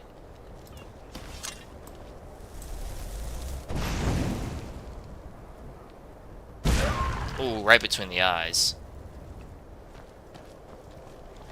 But anywho, like I can't even think of any NPCs from Morrowind aside from Yagran Bagarn and like Dagothar and the Tribunal, you know?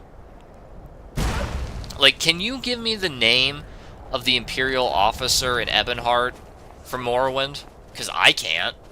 I don't fucking know what his name was. Now, if you ask me who the name of the captain of the Fighters Guild in Oblivion is, I would also struggle. Like, I can put a face on him, but I would struggle to figure out what his name is. Okay, to be fair, I can't remember that many names in Oblivion either. But that's because of all 3 of the 3D games, Oblivion's the one I've played the least, so... Which is kind of weird, because I actually think Oblivion is better than Morrowind in almost every way. And yet I've played Morrowind more.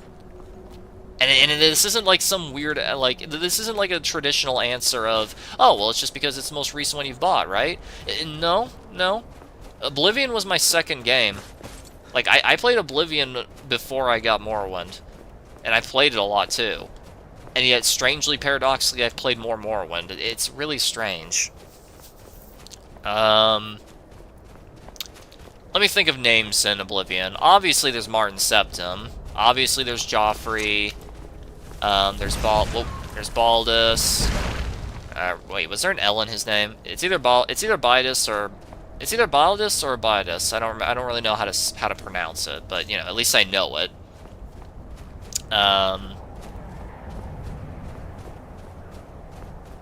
It's pretty much everybody associated with the Blades that I can remember. Okay, outside of the Blades, how about that? Again, I can remember the characters, but I don't really remember their names, which is more than I can say for Morrowind.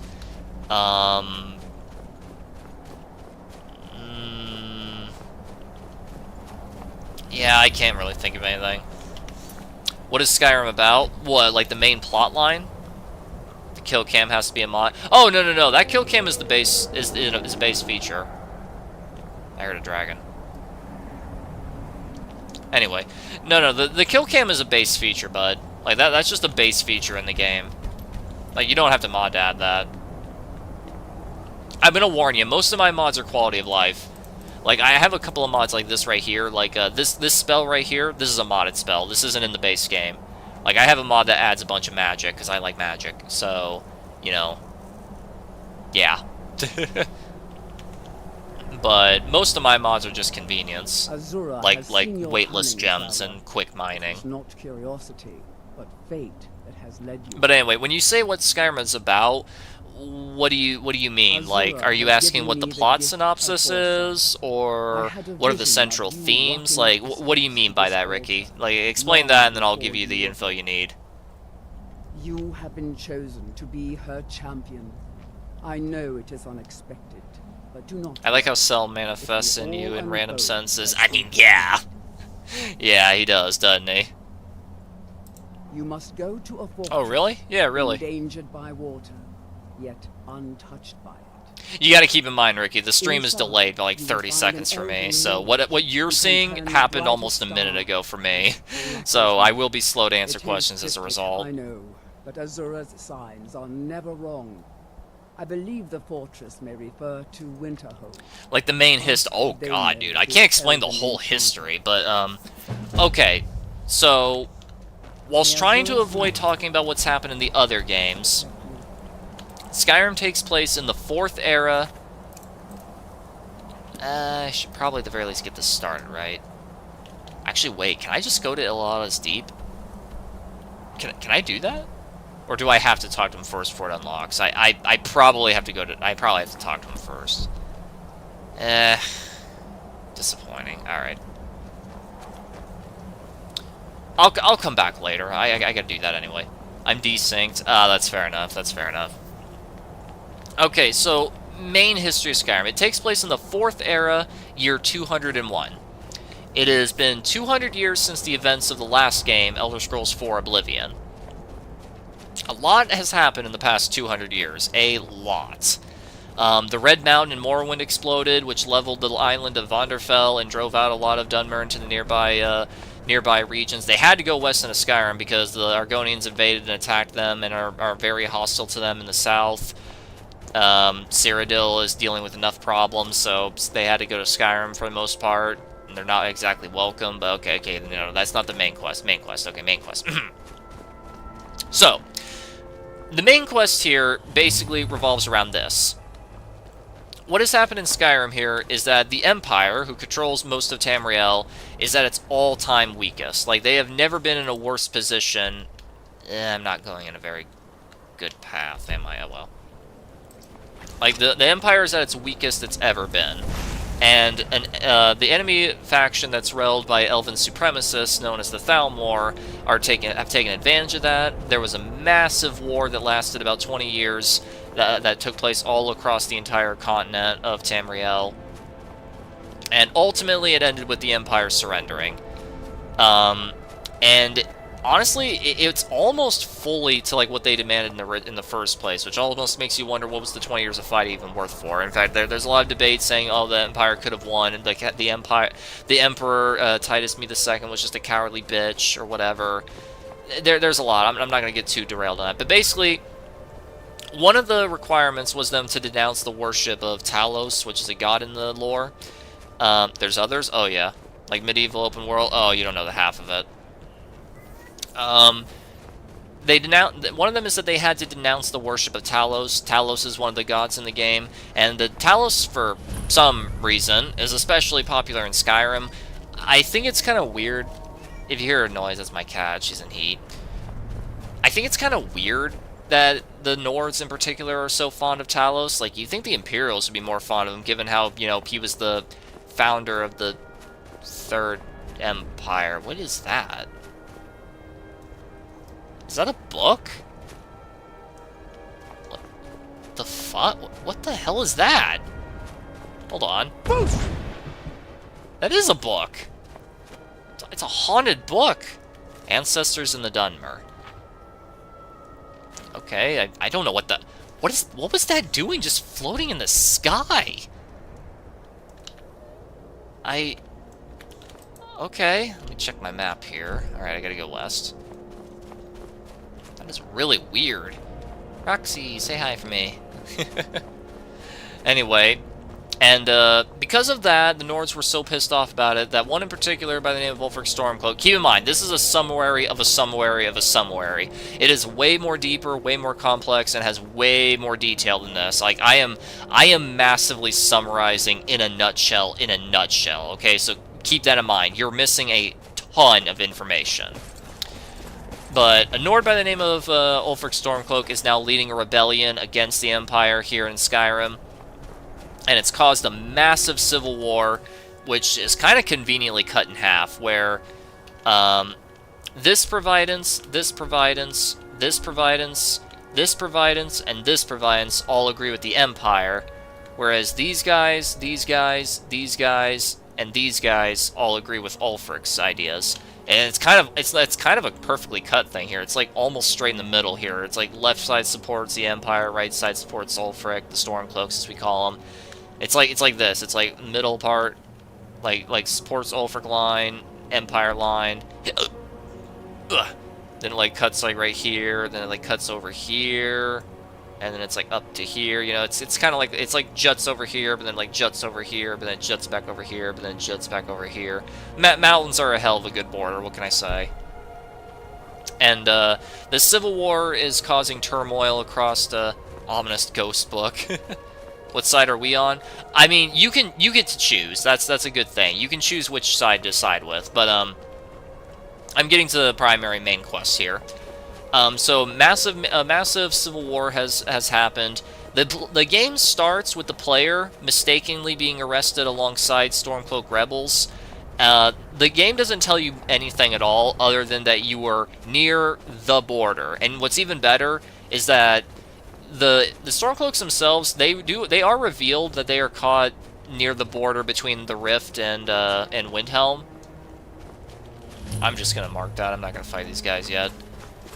However, the game itself is actually vague on purpose, so that way the player can roleplay and decide what happened exactly. The only thing you have no say in when it comes to roleplay is that you were at this location at the time, for whatever reason, and you're now captured by the Imperials and are like just going to be executed because they think you're with them. Very simple, right? Very, very simple. Like, I love that because it gives us, the player, so much, like, freedom to decide who our character is. It lets us roleplay in the roleplay game, and I love that. I love that so much. Like, it's so easy for me to roleplay in Skyrim just because they give you so much freedom to do so. But anywho, that's very cool. Yeah, it is. So, when you're about ready to be executed alongside all the Stormcloak rebels, suddenly a dragon appears and starts wrecking the whole town. It's this great big sinister dark dragon that just shows up, summons meteors from the sky, just causes a massive rampage and starts destroying and burning everything. There's mass confusion, and the very first quest of the game is just to escape. Then the quest is to go to Whiterun, which I already did, to warn the Jarl about a dragon that's coming. Like, basically, it just begins with, holy shit, what the hell just happened? And at first, the primary driving force is to just figure out what the hell just happened. Because in lore, dragons have been extinct for, well, according to the public information, there actually have been surviving dragons and dragon encounters, but, like, publicly, dragons have been extinct for, like, 5,000 years. Like, in fact, they've been extinct for so long, most people don't even think that they were ever real to begin with. Most people just think they're just some legend, some myth, or even that they're, like, supposed to be, like, a figurative, you know, metaphorical, like, oh, the dragon. That must have meant it was, like, some really badass general or something, you know? Like, people, ooh, I'm going off course. Ooh, I gotta go west. Hold on. Let me mark it. There we go. Probably should have done that in the first place. You know, so like at first the driving force is just figuring out what the hell's happening. You go and tell the Jarl, he thanks you for your help in warning him, and then he asks, like, since you survived a dragon attack, could you help me with something? And basically tells you to go to a dungeon which leads to a stone tablet, which is actually a map of all the burial sites of dragons across Skyrim. Probably trying to, like, figure out more about the history of dragons to see if that has, like, some kind of secret to figure out why the dragons have returned. Like, at first, the primary goal is to just figure out what is causing the dragons to return, why have they returned, what do they want, etc., etc. I've been missing on Skyrim. I mean, it's one of the biggest, most popular games, and it's been out since 2011, so that is kind of a crazy thing, but yeah. Anyway, and then after that, once you escape, you're kind of, like, the game, like, begins way down here, right? You escape right here. And from that point on, you can do whatever you want, but the main quest directs you to go here, go to Whiterun, do the main quest here, come back, and then you get a report that a dragon is attacking a tower right here. He assigns you to help since you survived Helgen, therefore you have more experience than anyone else, which is fair enough. I mean, at this point, the player has survived a Nordic ruin filled with undead, and a dragon attack. So, like, yeah, fair enough. The player has definitely proven themselves capable of handling themselves. So you go here, you slay the dragon with a bunch of other guards that are there to help you. But when you kill the dragon, something unusual happens. The dragon starts to burn away, and it becomes a skeleton. Oh, fuck, that is a lot of bandits. I cannot handle that at this level. No way. I'm not dealing with 8 bandits at level 3. Or 4. I'm not doing that. And when it burns away, it says that the dragon's soul has been absorbed. And when that happens, you unlock a shout. You'll learn a lot more about this throughout the game, but at the beginning, you just have this: unrelenting force. Your voice is raw power, pushing aside anything or anyone who stands in your path, which is this. It gets stronger as you can progress the game and learn more, but you know. Like, that's what you learn at the beginning. And when you go back to the Jarl and tell him what happens... Oh yeah, also one of the soldiers approaches you and tells you that you're Dragonborn. You ask him what that is, he explains what the Dragonborn is. Basically, in the very oldest tales, back when dragons were still in Skyrim, the Dragonborn was a hero who was capable of killing dragons and absorbing their power, which is what you did. And it gave you their ability to shout. Because, fun fact, in the Elder Scrolls lore, dragons breathing fire is not just some, like, natural thing about them. They're actually using dragonic language called the Thu'um, which they summon upon to do all sorts of reality warping abilities. That's the amazing thing about dragons in this franchise. They are reality warpers. And it's also important, when you shout, like, you are literally creating it.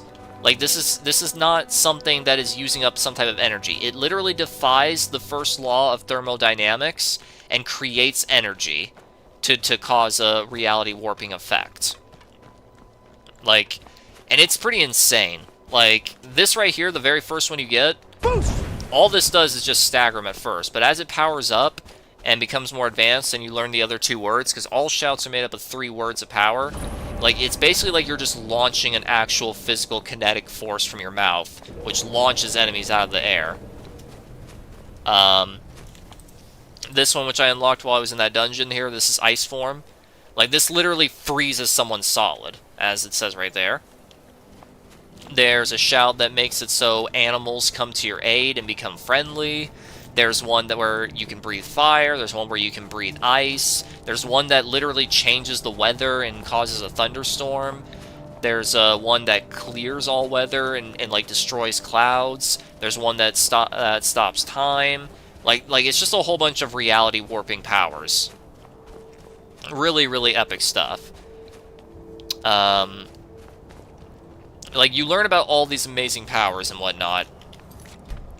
So every dragon you kill, you get a new soul and new power. You unlock the soul. You unlock their capability, but you don't unlock the word of power. The word of power has to be found at the word walls, which I can show you right... Well, I probably shouldn't, because I'm very low leveled. Hold on. Let me clear this real quick. There we go. Okay, right there, you see that? That right there is a dragon location. You can tell from at the top there with the compass, with the dragon skull.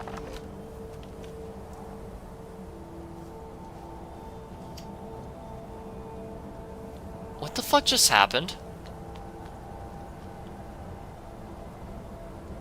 Merunas Dagon? Is that you? Did you kill this wolf, Merunas? Okay, that was weird. Well, anyway, you see that dragon skull there? That means it's a dragon's lair. Like, over there, there's a word of power. That one I remember distinctly. That one has one of the ones for the frost breath shout. When you kill a dragon, you absorb their soul. Oh, Lydia, I was wondering what happened to you. You absorb their soul, and once you have one of their souls, since I have this shout, for example, as you can see, I can't equip it because I know the word, but I don't have the understanding. The understanding is the dragon souls themselves. So when you kill a dragon, you get a dragon soul, and you can invest in it to unlock a shout, or more specifically, to unlock one of the words. You have to learn the words by finding the word walls, which is basically... It's raining cougars, yeah it is. Which you gotta find throughout the world. Some are locked in quest locations, some are out in the open, and most are hidden in dungeons. So you learn that you're Dragonborn, and you're sent... This is where I am on the main quest right now, Way of the Voice. The Greybeards have summoned me. The Greybeards are masters of the voice, and they've heard and felt your shout, which happened here at the Western Watchtower. They summon you to come here because they want to train you, and basically here's what happens in the main plot from this point onward. You go to the High Hrothgar, they train you more, you develop the voice, you develop your voice more. They tell you, okay, your training's going very well. Yeah, they tell you to go over here to do a dungeon and get an item from one of their masters. You do that, but it's missing. You go here because that's where they tell... Okay, well, I'm not going to explain the rest of it, but basically, the primary main plot, like, kind of changes as you go on, but the primary focus at first is, holy shit, what's happening? You investigate, you find out that you're actually Dragonborn, which is, like, a very rare thing. Like, the last Dragonborn in history was like 200 plus years ago, right? Martin Septim was the last Dragonborn before you, 200 years ago, and even then, he was Dragon Blood Dragonborn. Yes, there is a difference. You are the literal Dragonborn, which is someone born with the soul of a dragon, which gives you these abilities. Whereas Martin was a Dragonborn of Dragon Blood, and the difference is that if you're of Dragon Blood, then that means you're a rightful heir to rule. Whereas if you're a Dragonborn of actual soul, you have all these abilities and whatnot. Like, for example, Emperor Uriel Septim VII, the Emperor of the game from Elder Scrolls 1 through 4, he's Dragonborn, but he never uses any Dragonborn powers, primarily because there are no dragons, so it's questionable if he even has the Thum, but, you know. Very, very questionable, but still. Okay, I got that, that's good.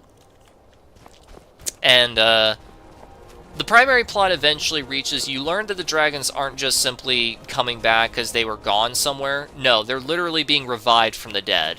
Turns out the dragon that attacked the village at the very start of the game, his name is Alduin, and he is the firstborn of Akatosh. Akatosh is a god in the lore, and he's the dragonic god of time. He's also the chief deity of the gods in the game. So, being his firstborn is definitely a big deal. And, that's how Skyrim portrays it, but before Skyrim, it was actually portrayed that Alduin was actually a part of Akatosh. More specifically, because Akatosh is the Dragonic God of Time, it's supposed to represent how he's, how Alduin is supposed to represent the future, since he's supposed to be the end of time, since he's the Devourer. He's the one who ends the world so it can begin anew. If I remember right, there are 3 fragments of the Time God. There's Ariel, which is the beginning, Akatosh, which is the now, and Alduin, which is the end. Or in other words, Ariel is the past, Akatosh is the present, and Alduin is the future. However, he's the one resurrecting all the dragons, as it turns out. He's using his own dragonic abilities to resurrect all the dragons. And the main quest primarily focuses on stopping Alduin. Once you uncover the ability to do so, and you can engage with him, ultimately he retreats to Sovngarde to regain his strength. And if you're wondering, well, like, why doesn't the Devourer of Worlds just simply, well, devour the world like he's supposed to? Quite simple. That's the whole point of the game. Oh wait, I'm getting all turned around. I'm getting distracted because I'm talking. Like, that's the whole point of the game. Like, the whole reason that Akatosh has made you Dragonborn and has sent you to this planet to defeat Alduin, like, that's the whole purpose of your existence, to stop Alduin. Like, the reason why he's done that is because Alduin's not doing what he's supposed to be doing. Like, people like to call it a plot hole and be like, how come there's no player agency? How come I can just do stuff and Alduin will never eat the world? It's like, guys, that's literally the point of the game. The whole reason Akatosh has sent you to stop Alduin is because Alduin's not destroying the world like he's supposed to. He's supposed to destroy the world, but he's not destroying it. He's trying to conquer it. He's trying to own it. Like, and that's why Akatosh is upset with him. That's why he wants you to stop him, because he's not doing what he's supposed to be doing. They are. Except that Hi, Worm. Hope you're okay tonight. Make sure you're nice to the Argonians, unless they try to kill. Man, fuck them lizards. Fuck them scalebacks. I'm gonna slaughter every last one of them. Some of us want to find out how. Thanks for the lore dump. Oh, that's a summary of a summary of a summary of a summary. Like, I can go way more in depth in Elder Scrolls lore, but you'd have to like give me a point to like start with, because like there's so much and it diverts into so much. Like, I could talk about this for literal days and I would not be able to cover it all. Like, I am an absolute lore master when it comes to Elder Scrolls. Now, I do struggle with a couple of names. I mean, like I said, I can barely remember names in Morrowind. So, like, you know, sometimes I'll struggle with that, but I am pretty good with it. So you have to destroy the world? I don't get what you're saying. No, dude. You have to destroy the World Eater. Like, your existence is to destroy Alduin. Alduin is the World Eater. Alduin's purpose is to end the world so it can begin again. Like a whole nother cycle of reality, essentially. And when I call him the World Eater, people don't seem to understand what that means. People seem to think, oh, he literally just eats the planet of Nirn. No, we're talking the old world term of world, as in existence, reality. When Alduin consumes the world, it means everything. Reality. He consumes the souls of all. Basically, Alduin pulled a Davy Jones and decided to do his own thing, and you're here to put him back on track. That's a pretty good summary, honestly. That's a pretty good summary. So you get his place. Oh, no. Your purpose is to stop Alduin, destroy him. Fun fact, when you kill Alduin in this game, you don't absorb his soul. And you can talk about this, and the reasoning for it is because he still has a role to fulfill that Akatosh, the god of time, wants him to fulfill. He's going to be permitted to return at the end of time to actually do his job and, you know, end the world. However, he's not doing what he's supposed to be doing. That's the whole point of this fucking game. He's trying to conquer the world instead of end it. He's supposed to be the world ender, not the world conqueror. And the whole reason the player exists is to stop him from doing this, because Akatosh is pissed that Alduin's not doing his proper job. Like, it's kind of hard to explain, like, in a summary, but like I said, like, that's the whole purpose of the game. Like, people seem to forget that and, like, are under the delusion that that's somehow like a plot hole or whatever. It's like, oh, why doesn't he just end the world? It's like, bro, motherfucker, that's the whole reation you're doing the fucking quest in the first place, because he's not doing what he's supposed to be doing. That's the whole point. Fucking hell, people, you know? Oh, got it. Yeah. Like, he's trying to do his own thing, carve his own path, when he's supposed to be having a destiny as the world ender, and he's not doing it. Think, like, I don't, like, okay, I was gonna do, like, a biblical comparison, but as a Christian, I'm never comfortable doing that. Like, it feels like blasphemy to compare things to the Bible, you know? Even if it's not, I'm just doing it for the sake of comparison, you know? Like, try to look at it like that. But, like, see, like, even just trying to explain that, like, I don't feel comfortable. But, you know. I thought he was just chilling, you're gonna force him to clock it. No, he's trying to conquer the world, that's the big problem. He's trying to bring back the Dragon Age, back when dragons ruled the world. He's trying to bring back that period of time. Like that, and like that's the whole like reason of the point of the game, because he's not doing what he's supposed to be doing, and he wasn't doing what he was supposed to be doing back then either. Like, Rochi gave a pretty decent example of a summary of a summary of a summary there. Like, that's a very good, in a nutshell, explanation, essentially. Obviously, it's way more complex than that, and I could go more in depth if you want me to, but yeah. Just think that he's not doing his role. He's not doing what he's supposed to, and he's doing the evil option instead. Fuck, out of Magicka. Hold on, I'm gonna regenerate over here. I mean, they can't climb over here, you know. Talking of such, what happened in Minecraft? I lost all lives after the church building. I kept playing it without live streaming just because I didn't have time, because I kept being interrupted by stuff. And, like, it was my least popular. Like, of all the things I've streamed, it was definitely, like, my least popular, so I just figured people weren't too interested. Like, if people are interested and want to see it, I can definitely, like, go back to it. Just keep in mind I've gotten a bit of progress since then. I hate frost magic. Looks like we got ourselves a hero. Fucking necromancers, man.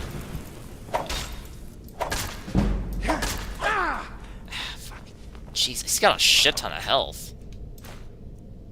I mean, I get I'm a low level, but still.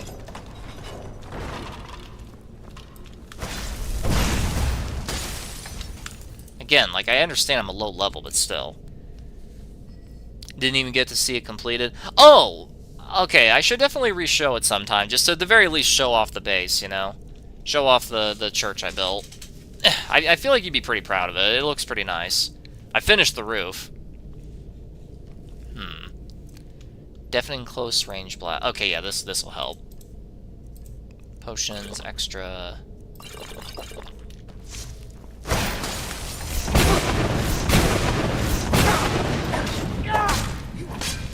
Okay, there we go. Jesus. Again, I understand I'm a low level. I get this is meant for, like, level 10s, and I'm only level 4, but, like, good lord, that guy was taking way more hits than he should. Again, you could say it's my fault. I'm playing on expert mode. I should expect this type of thing, but still.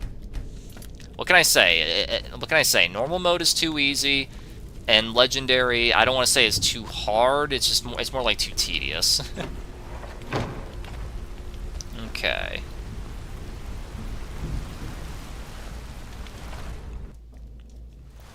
But yeah, that's just a very good general summary, in a nutshell, sped up, in a nutshell explanation of what the main plot of Skyrim is. That the best you can do? At the best you can do? You ever just get fucking, like smacked across the face with a steel mace, and you're just like, that all you got? Oh, man. Skyrim enemies, am I right? Alright. Level up, level 5. Did I invest in Magicka? Oh no, I don't remember. Oh no. Okay, hold on. It's being boosted by 3, and then 3... Okay, yeah, no, I have not. Okay. 1 into Magicka, then 1 into Stamina, then back to health.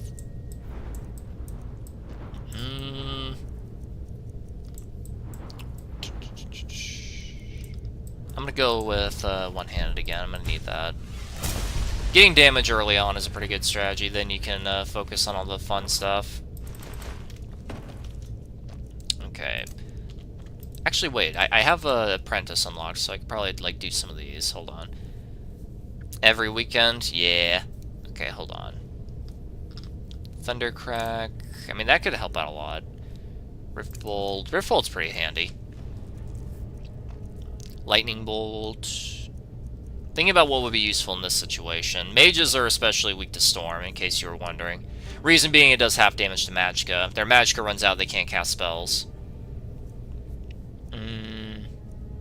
Bypasses Frost Resist, not bad.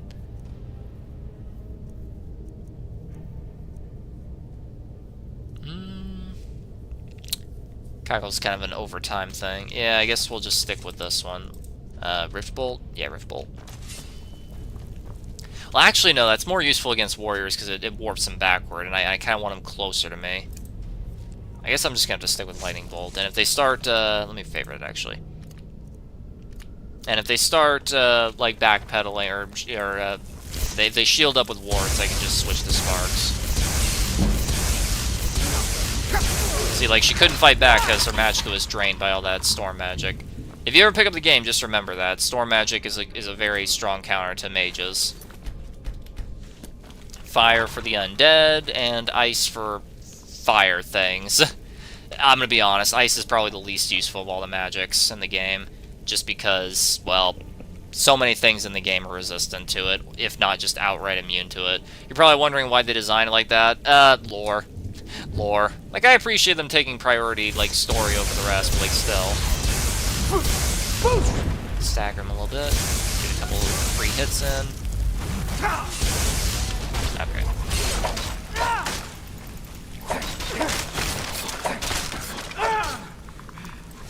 That's okay. Okay, Lydia, you can deal with that, yeah. You know, it feels like that this guy should have switched places with the Adept Necromancer, doesn't it? Like this guy was a pushover compared to the other guy. Why it feels like they put the boss in the wrong location. Just realize I'll never convince you to get Minecraft mods. I mean, hey man, I have plenty of Skyrim mods. I mean, you see all these spells right here? Like Dragon's Teeth, that's a mod. Creeping Cold, that's a mod. Weightless Ore, that's a mod I have. Most of my mods are just quality of life or just adds more content, honestly. Most of my mods aren't that crazy. Broken Azora Star, I'll take that. Aw, man, I just realized this quest is going to be a little bit tricky for me to do. Okay, back to the opposite side of the world. Always turn this in with Nelacar. Never bring it back to Azora. Because if you bring it to Nelacar, you get the Black Star, which is infinitely better. I told you what you wanted to know. Stendarr's Mercy. You found it. Azora's Star. Azora's Star. Maybe this is my chance to make things right. I can finish Malin's work, the way we had meant to before his madness. It's madness. It would mean cutting the star off from Azora. Only black souls would be able to enter it once we finished. Let's do it. Give me a minute to examine the star. I'll see what we'll need to do. These fissures and cracks aren't encouraging. Malin obviously was growing more desperate once he left the college. Say the word if you need a drink or something to eat.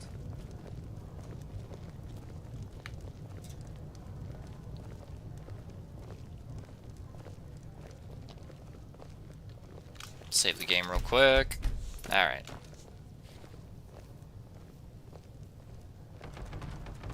He did it. He actually managed to trap his own soul inside the star, but it's falling apart. It needs more and more souls to sustain itself. The star is being used to sustain. I'll have to find soul. a new hobby. What you I can't mean? fix it while that fragment of him is inside. So we need to deal with him somehow. Precisely. But it's not as simple as enchanting Malin away. He's put up barriers. Souls are only allowed in, not out. If we were to somehow send a soul inside the star. Alright, so this is the reason why I saved right before it, because I feel like this is gonna be a little bit tough considering I'm at a lower level, you know. So this is gonna be a little bit tough. Let me know when you're ready. Okay, I'm ready. Okay. Like, I'll give it, like, at least 3 tries. Like, if I just can't do it after 3 tries, I'll just say screw it and come back later, because, like I said, very, very early game. Take a deep breath. Like, you can do this really early, like, as early as level 1, but it's not recommended, just because it's a little bit tricky. I was getting hungry. Why? There's something different about you. Why is the generic Dark Elf voice so aggressively British? You ever notice that? And who are you to challenge me? I have conquered mortality itself. Mortality. Spat in the eyes of the Daedric In Lord. fact, I'll play some Minecraft. I hope you enjoy that, Ricky. Now. I've sacrificed too much to let you. Never should have come here. Like, you know, him being here I can understand, but like, what is with the Dremora? Like, why are there Dremora in here? Malin's enchantments are broken. Hold on. I'm going to pull your soul out of here. There we go. Okay. Never mind. That was actually pretty good. And there we go. Okay, now to get out of here.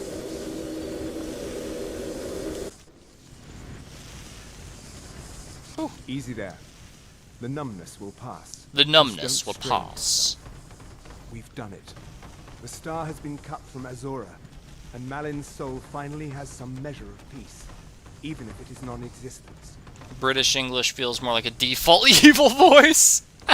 Now, you know what? That's a fair point. Maybe that's what they were going for. Maybe that's what they were going the for. Black Star will never decay, but it can no longer hold the white souls of lesser creatures. That's actually a lie. It actually can contain the white souls of lesser creatures. Put this chapter of my life behind me. Congratulations. You've changed the fate of a Daedric artifact and lived. I like that line.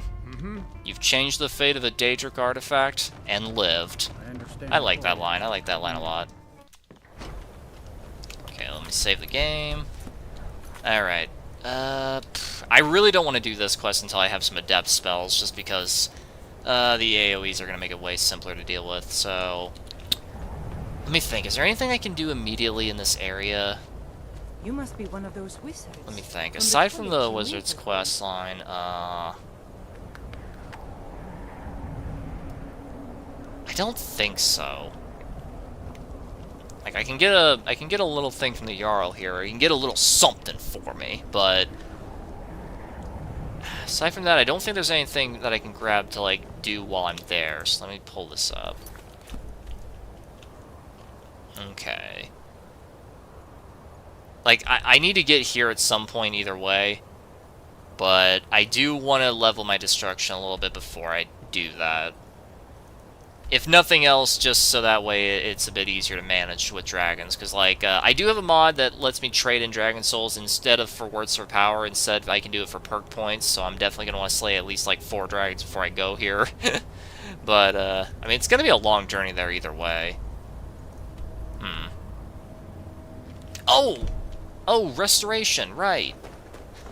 Oh, I hope I have enough money for that. Hold on. Hold on, I hope I have enough money for that. I mean, I could definitely use some equipment upgrades, too. But, you know, one thing at a time. Oh, wait, didn't the Earl give me steel armor? No, actually, he didn't. That's kind of weird. I mean, this right here is better than what I have, so I might as well, but, you know. Ah, well. Okay, so I'm gonna try to just get all the restoration that I can, and then I guess I'll just, I guess I can just, like, walk to Windhelm. I mean, there is blood on the ice. I could do that quest, but the reward's not that helpful for me. I mean, it'll increase my magicka, but that's pretty much it. Okay, that's destruction, conjuration. If I remember right, Carlotta's up here. That's how you say your name, right? No, it's where did I get the R? It's Coletta, not Corletta. Consider restoration Coletta. a valid school of magic, worthy of study, don't you?